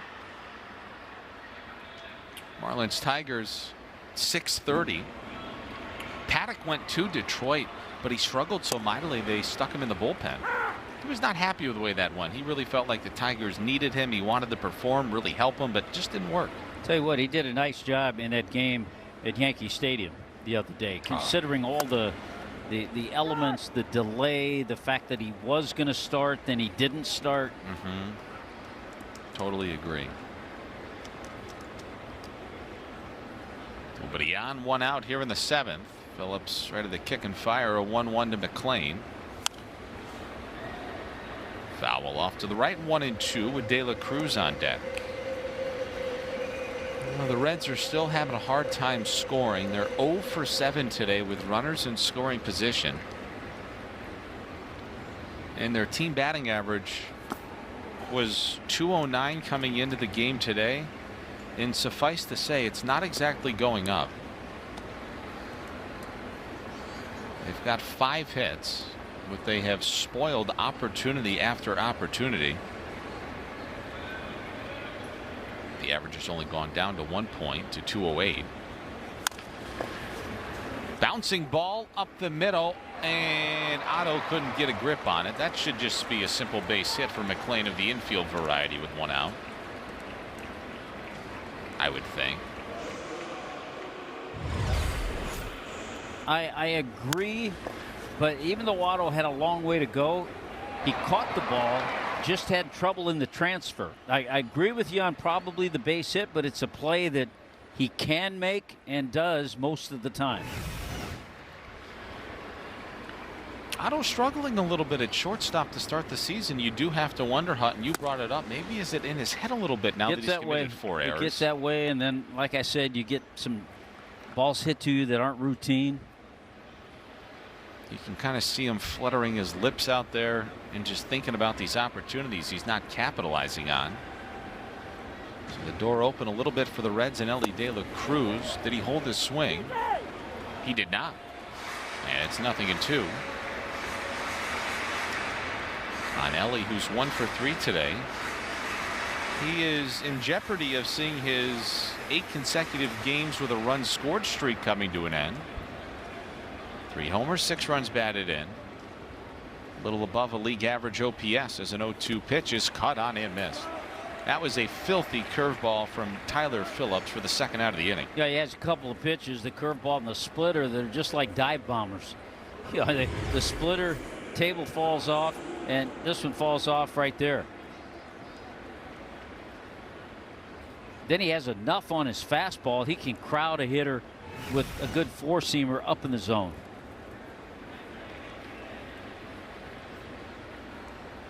So 2 away, and Sal Stewart bounces one up the middle. X goes the long way to first, and Phillips works around the 1-out single.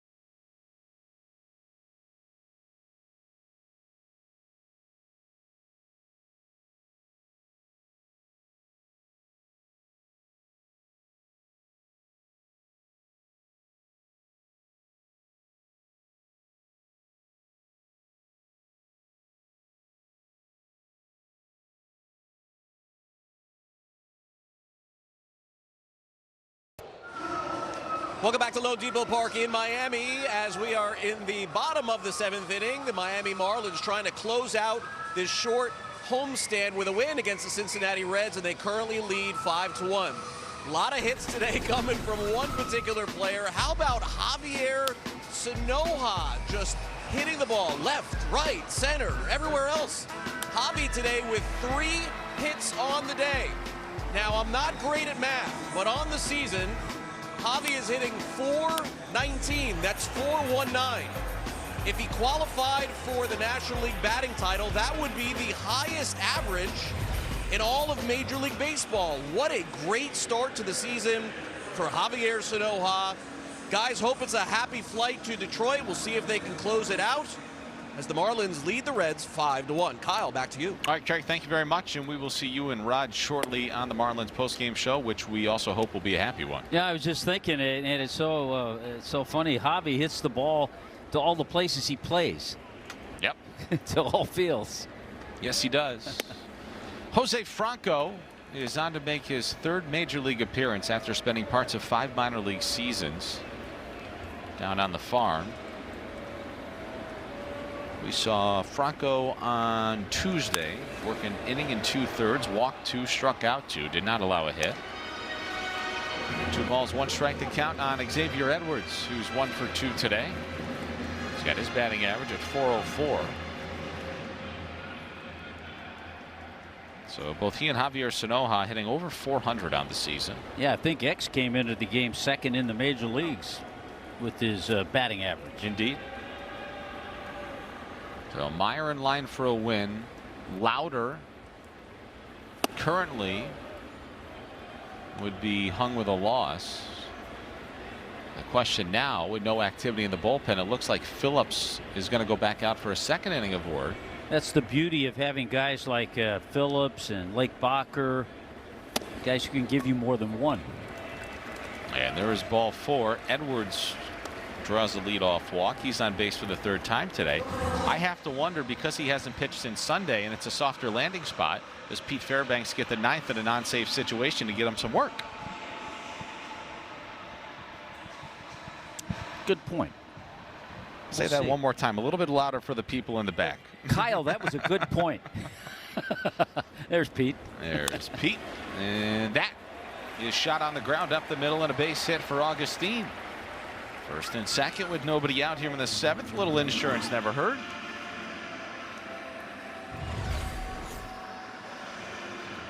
A little spinner, a little slider that backs up. The strength of Gus. With De La Cruz playing him over in the hole, he shoots it right up, gets himself a base hit. So for Augustine, with that hit, he's now hitting 4 in a row and 7 of 8. He's turning things on at the plate as Liam Hicks grounds 1 back to the mound. Franco goes the 2nd. It's an awful throw and everybody is safe. Now a throw back to 3rd, and they've got Edwards hung up. We'll have to get a look. Not sure if he was paying attention to Blake Lally or not, or what happened over there, but that's a base running blunder. And they should have him loaded with nobody out, but it's 1st and 2nd with 1 away. Yeah, sometimes you make that turn. Let's watch how everything unfolds. The throws wide. The Reds pitchers have made poor throws.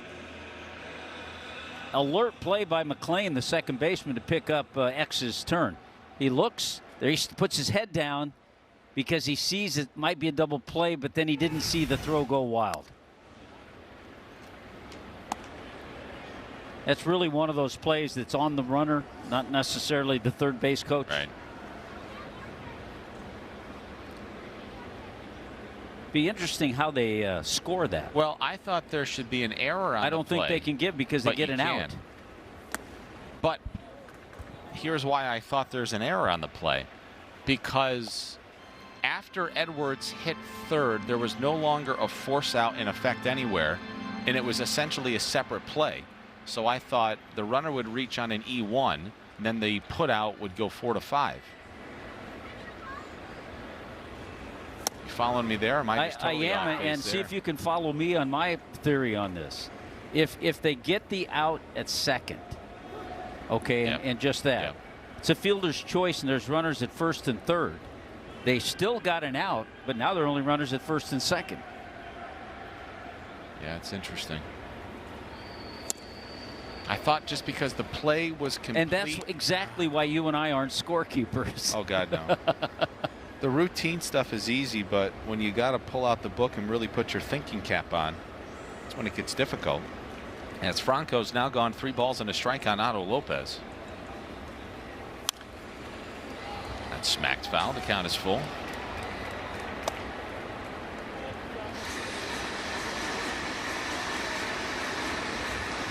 And you know what? A second error has just been put on the board. So I think there is an error on the play, and it's got to be on Franco. Because the only other error was the fielder's choice E5 in the first. And they just took it off. There was one on the board. Yeah, that's just still on the box score.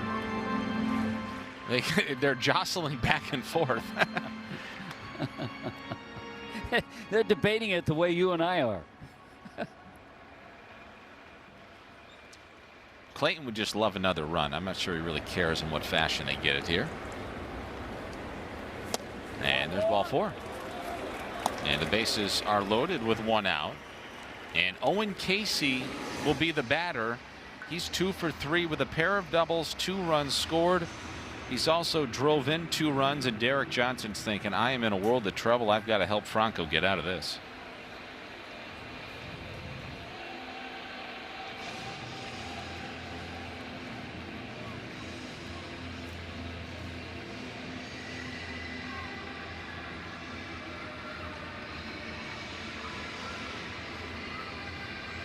The original scoring said Liam Hicks grounded into a force out. Franco to the shortstop, to the second baseman, to the third baseman.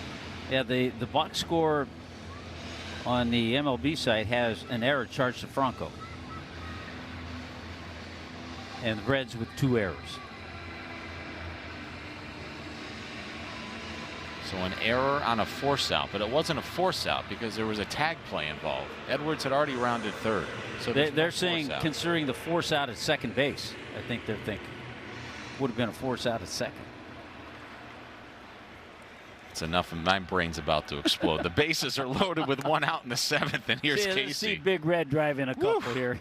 Get us off this stuff. That's the fun stuff, though. I just can't figure it out. It's above my pay grade. Here's a 1-0 to Casey, and he swings and he lines it into center field. The base hit. It's his 3rd hit of the game. That'll score a run. Lally puts up a stop sign at third. It's 6-1 now, and the merry-go-round is in motion. He is another guy, Hut, that is going to work his way into an everyday starting role. I totally agree. Boy, that's a good pitch, too. Pitch was down, off speed, right back up the middle. How about his base hits today? 2 doubles, left center, down the right field line, single up the middle, using the entire field.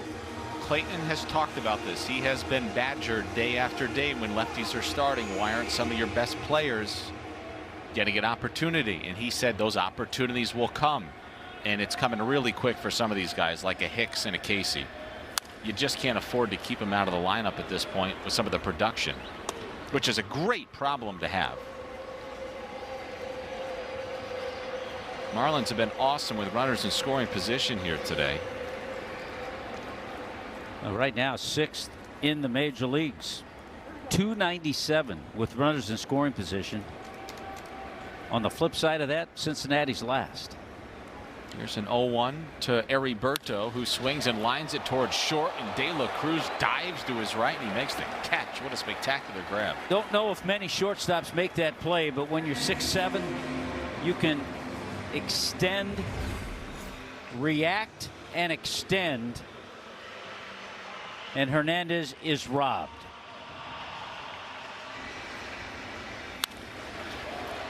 Wow.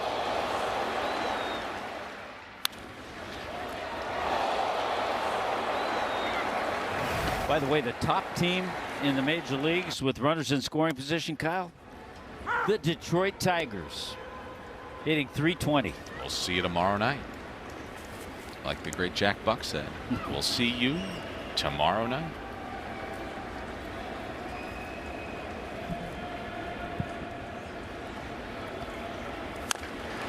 I'm feeling pretty good, by the way, about my early season take that the Dodgers will not relinquish sole possession of first place all season long in the West. You mentioned to me about 4 or 5 days ago, wire to wire, you thought I think the Dodgers would go. They do not let anybody catch them. I don't think anybody ties them. 0-2 to Javi. Ooh, weak swing and a miss. Franco got him. And the inning is over. But another for the Marlins here in the 7th.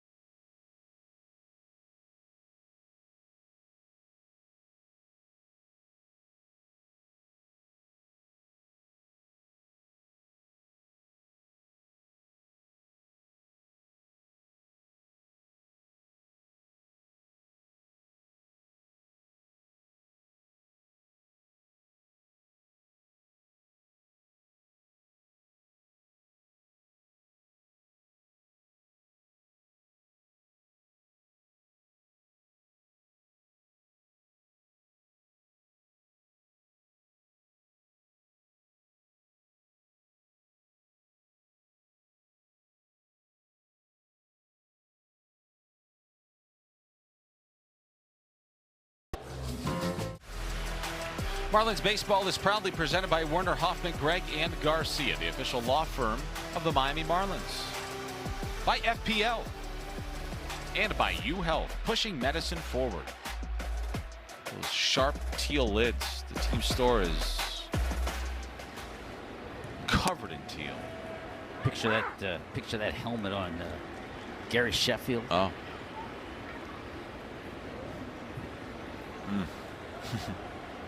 The bat waggle. I know. This is clocked to left, coming in into a slide, Heriberto. And he makes the catch. 1 up and 1 down for Tyler Phillips. There've been some tough balls hit out to left field today. We saw Griffin Conine make a couple of nice catches and then a terrific attempt. And here's Heriberto. Kind of circled it a little bit, but got there in time. And unfortunately, for those of you just joining us, Griffin Conine started this ball game in left field today. He was replaced by Heriberto Hernandez after Griffin Conine left today's game with left knee discomfort. So we will await further word, but we are certainly hoping that word will be encouraging in the coming days.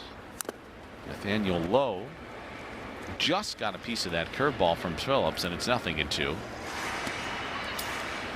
Be curious to see what the Marlins do here the remainder of this game. Tyler Phillips conceivably could just cap off the final 3 and pick up a vulture save. Or if Pete Fairbanks, who's back from paternity, maybe gets 3 outs to get him back in the mix. Swing and a miss by Lowe. And there's 2 out. Throw to first in time.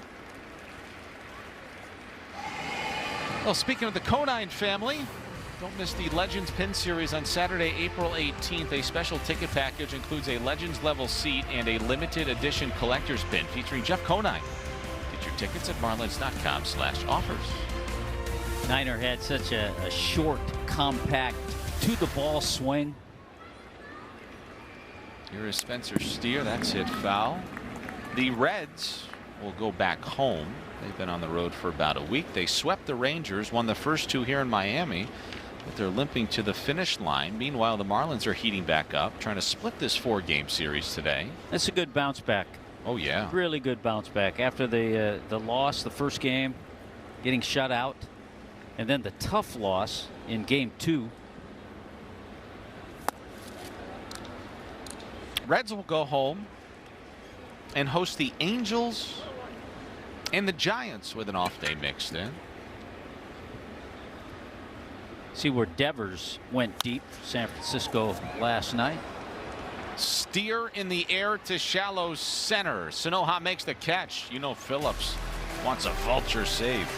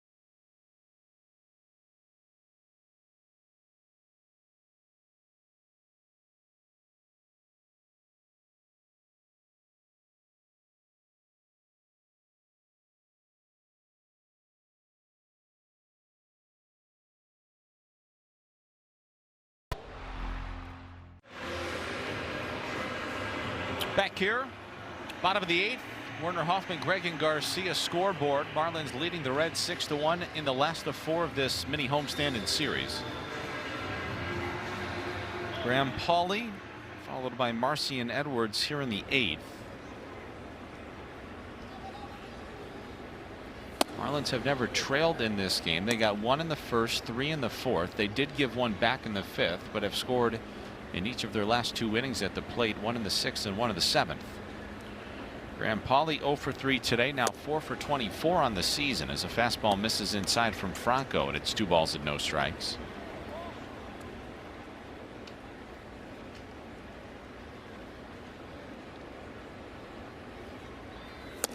That's inside, ball 3, good eye.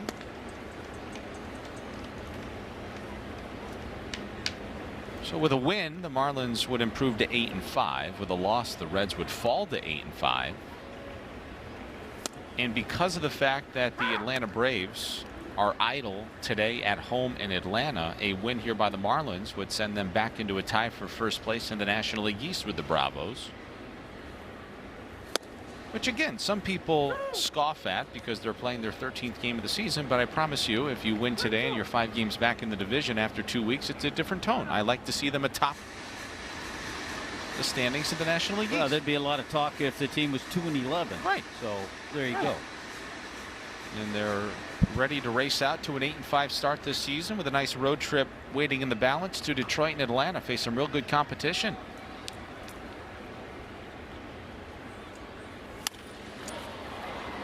That's hit out to shallow right center field, and Dane Myers coming on. He can't make that catch.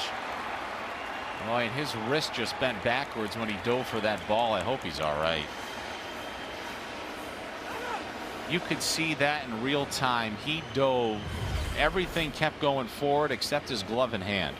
Watch the glove hand. Oh. Oh, oh, oh, oh, boy. That's enough. 1 replay's enough. Hey, we'll give you a second. Here we go. You know, Graham Pauley has 5 hits on the year and 4 are doubles. That's just. I'm out on that. And, okay. and because we know, I mean, it would be the same for anybody, but because we know Dane, just hope that it's just a little twinge. I hope, because the replay looked awfully ugly.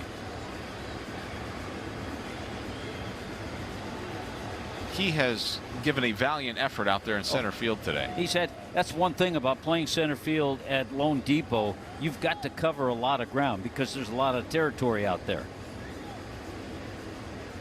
Well, in a 6-1 game, Terry Francona might want to take him out, just get him looked at, make sure he's okay. Look at him grimacing when they're yanking on that hand.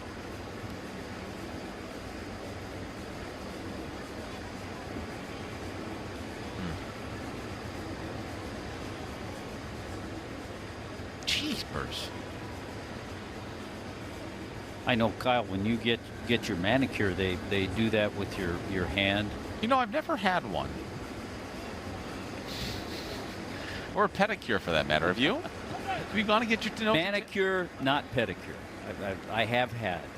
You've had a manicure? Not in a while, yeah, but I have. For what? Just to. I think somebody gave me a certificate. I think. An interesting gift. What? Maybe they give it to my wife. I'm not sure. Oh, yeah. Hey, the good news: Dane Meyer's still in there. He's all right. Which is very good to see. And as I mentioned, 5 hits now on the year for Graham Pauley and 4 doubles. He'll take it any way he can get it. Here comes Jacob Marcy, who I failed to mention this earlier in the game. He is serving as the designated hitter for the first time in his career. It's not all that often that your DH is hitting out of the leadoff spot.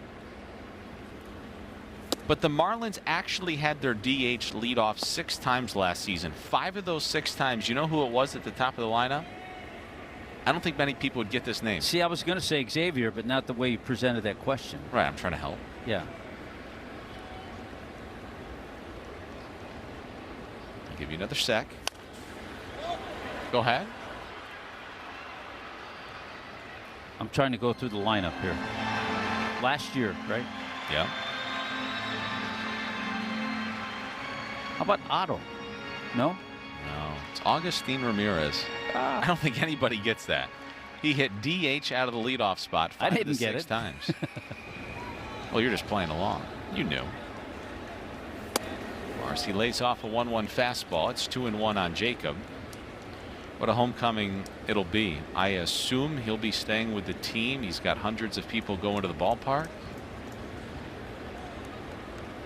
He had a lot of friends and family in Cleveland, didn't he, last year? Yeah, because Kelly did that awesome interview with his mom and parents out in the bleachers. Yeah. And right, I think that was like his banner day to date as well. He hit the homer, maybe a couple home runs.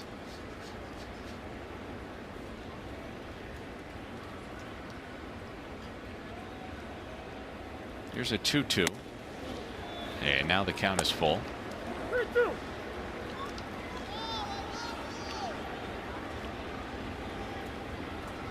Marlins hoping for a happy flight, well on their way.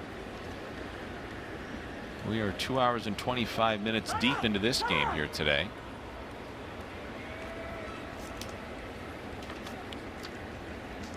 See, last night 251, 302, 215 on Monday.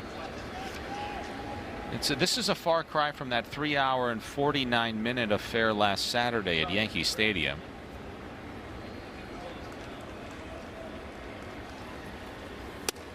And there's ball 4. 5 walks by Cincinnati pitching today. I know what Terry Francona's thinking. He wants Franco to get him through this game. Yeah. But he's given up 3 hits. He's walked 3. He's thrown a lot of pitches. And I think Derek Johnson's probably sitting down there saying, look, we've got this many more before we might have to make a move here. Right. It's one of those games. You and I were talking about it last night where a manager has to manage thinking about tomorrow. Throw to third. It's not in time, and the Marlins pull off a double steal, up 5 here in the 8th. They are not going to settle for a big lead. They want more. And Xavier Edwards is thinking, thank you very much, gentlemen. That's a great slide. Little swim move by Pauley. Little swim move on the back end. Jacob Marcy picks up the stolen base. Very nice. So Marcy now with 6 stolen bases. Pauley with his first. And here is Edwards, and the infield is back in for the Reds. And X sends this in the air outside of third. That's into row 7, seat 2.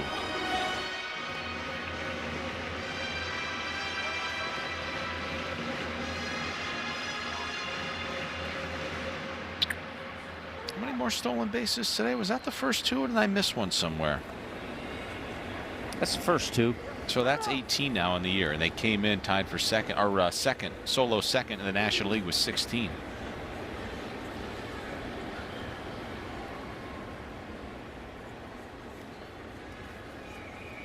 So 18 stolen bases is second in all of baseball, trailing only the Brewers, who have swiped 23. Who I often say, people associate Peter Bendix with the Rays, and the Marlins are trying to do it that way. The Marlins are trying to replicate what the Brewers do. As a 1-1 is popped foul. They continue to do it. Yeah, it's year after year. It's sustained success. They do it with a lot of prospects, with really good pitching. They steal a lot of bags. At a certain point, they trade some of their stars. They get an influx of talent. They develop it, and they keep winning. And there's nothing wrong with doing that.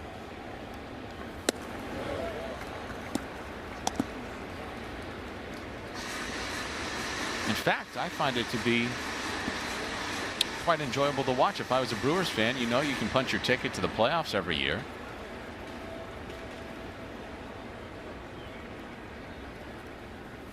Swing and a miss on a 2-2 slider by Edwards for the first out of the inning. I don't want to demean the National League Central, but it does make it a bit easier compared to challenging the Braves, the Mets, the Phillies, which have been so tough over the last few years.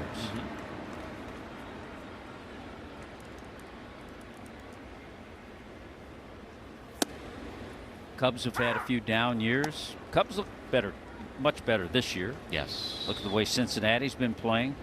St. Louis, a little bit of resurgence, but they've a little bit. They've gone backwards a little bit. They're rebuilding.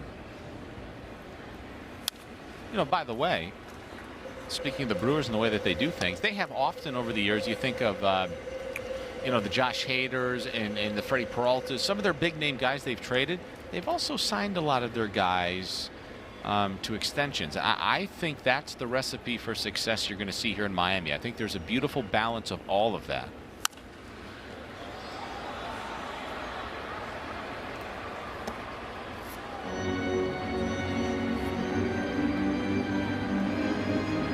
Some candidates on this roster in the coming years in Miami should the Marlins want to pursue maybe some extensions, but you just never know how that stuff works out.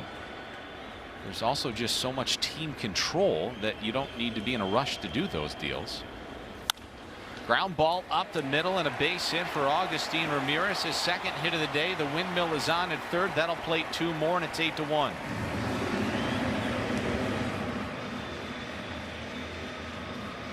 The infield drawn in. Ramirez bangs it right back up the box where it came from. Tell you what, good to see Gus having a good day when he's behind the plate too as a catcher. We talk about how his offense seems to be a little better when he's DHing, but 2 good swings today, picks up a couple of runs.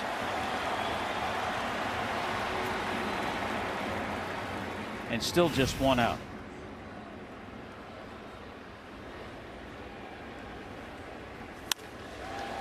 Is shot to short. De La Cruz has got it. They're going to double off the runner at first, and the inning is over, but it's 8-1 as we go to the 9th.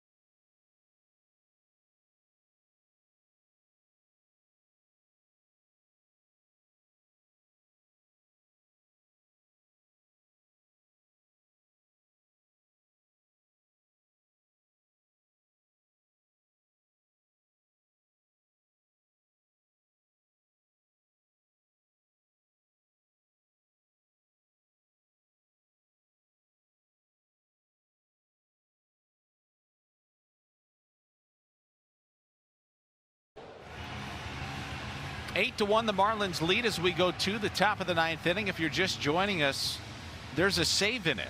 And you might be thinking, what are you talking about? Tyler Phillips came on, worked a scoreless 7th, was efficient and scoreless in the 8th. And it doesn't matter the score. If you finish the final 3 innings, it's a save.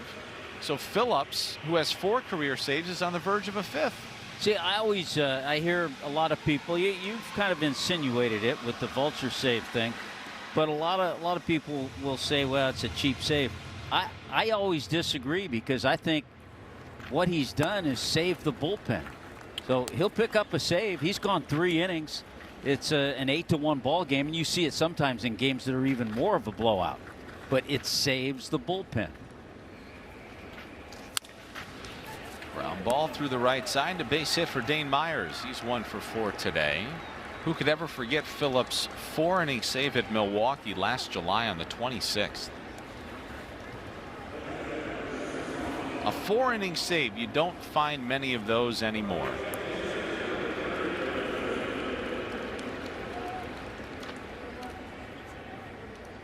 Leadoff base knock for Dane Myers. We're going to have a pinch hitter. It's going to be Will Benson. He was getting some early work in here today. Benson will hit for Higgins, leadoff man aboard. Marlins up 7.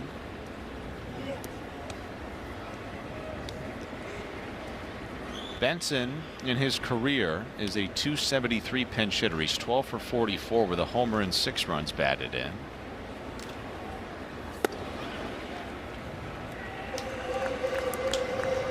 A 7-run 9th inning lead. I think that's music to Clayton McCullough's ears.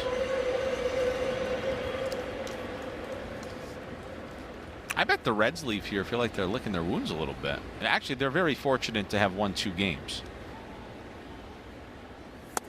I'll give them Monday. I don't want to count Tuesday, but they did win. But the Marlins easily could have won 3 of 4 here. You know, it's like you bogey the first couple holes. When you par the last 2, you know, it's a good day. Some of us par the last 2, and I'm looking at you. And contrary to Cincinnati looking at this series, you win the first 2 games, you know, you're licking your chops.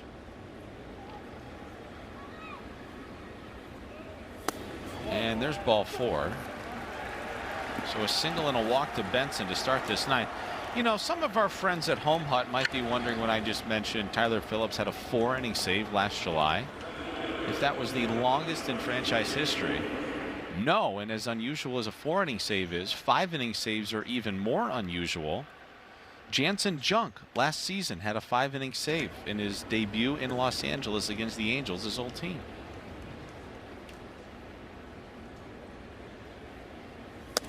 Here is Friedel. He's 0 for 4. But we have a challenge coming. So Ramirez will not take this one to the airport with him. He thinks this is a strike, and he's right. He's been on the money all year. He missed one earlier in the game, but other than that, he's been nails most of the year. That is his 10th overturn, which is now tied for first in baseball with Logan O'Hoppe and Ryan Jeffers. Good for you, Augustine. So the Marlins retain that challenge. And Friedel swings and misses. So from 1-0 to quickly 0-2. And by the way, no activity in the Marlins bullpen. So the plan for Clayton McCullough is to have Tyler Phillips finish this ball game. Quiet as a church mouse out there. You know the best part? When those guys, they're actually watching the TV screen, they always look away from the monitor when they see themselves on it. It's kind of humorous.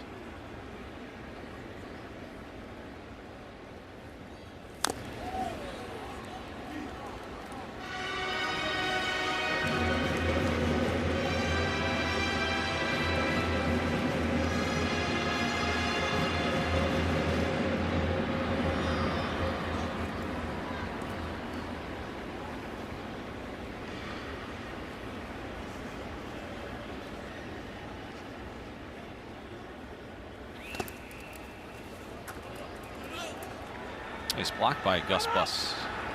When you're a runner and you see the catcher block a ball and it just is, if you can see the ball, that means he's kept it in front of him. It moves away. You can't advance. That's the one thing you always look for.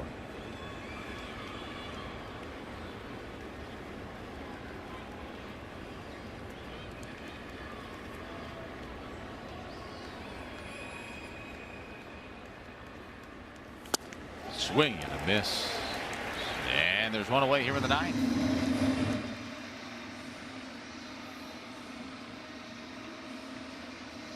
There's that really good curveball from Tyler Phillips. 12-6.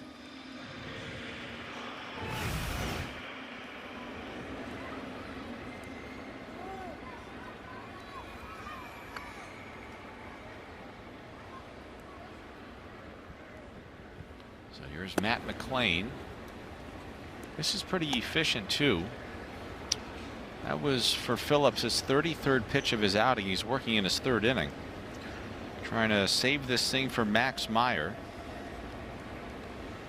Ball game started a little after 12 o'clock today. Ground ball to 3rd, bobbled, throw to 1st. That's in time. So a nice recovery by Graham Pauley. Both runners advance. Now there's 2 out. He's going to kick himself too because he knows if he get that cleanly, he might have been able to end this game, but it's okay. Because that was a double play ball. He's also fortunate when he went to pick it, he used the glove and was able to pick it up with the glove. Balls have been whistling at him at 3rd the last couple of games. And here's Ellie De La Cruz. Be a nice fitting way for this game to end because De La Cruz has scored a run in 8 consecutive games. He's also homered in 6 consecutive regular season series going back to last year. He's 0 for 4 today and 2 for 14 here in Miami with a single and a double, and he swings and misses at a curveball, and it's 0-2.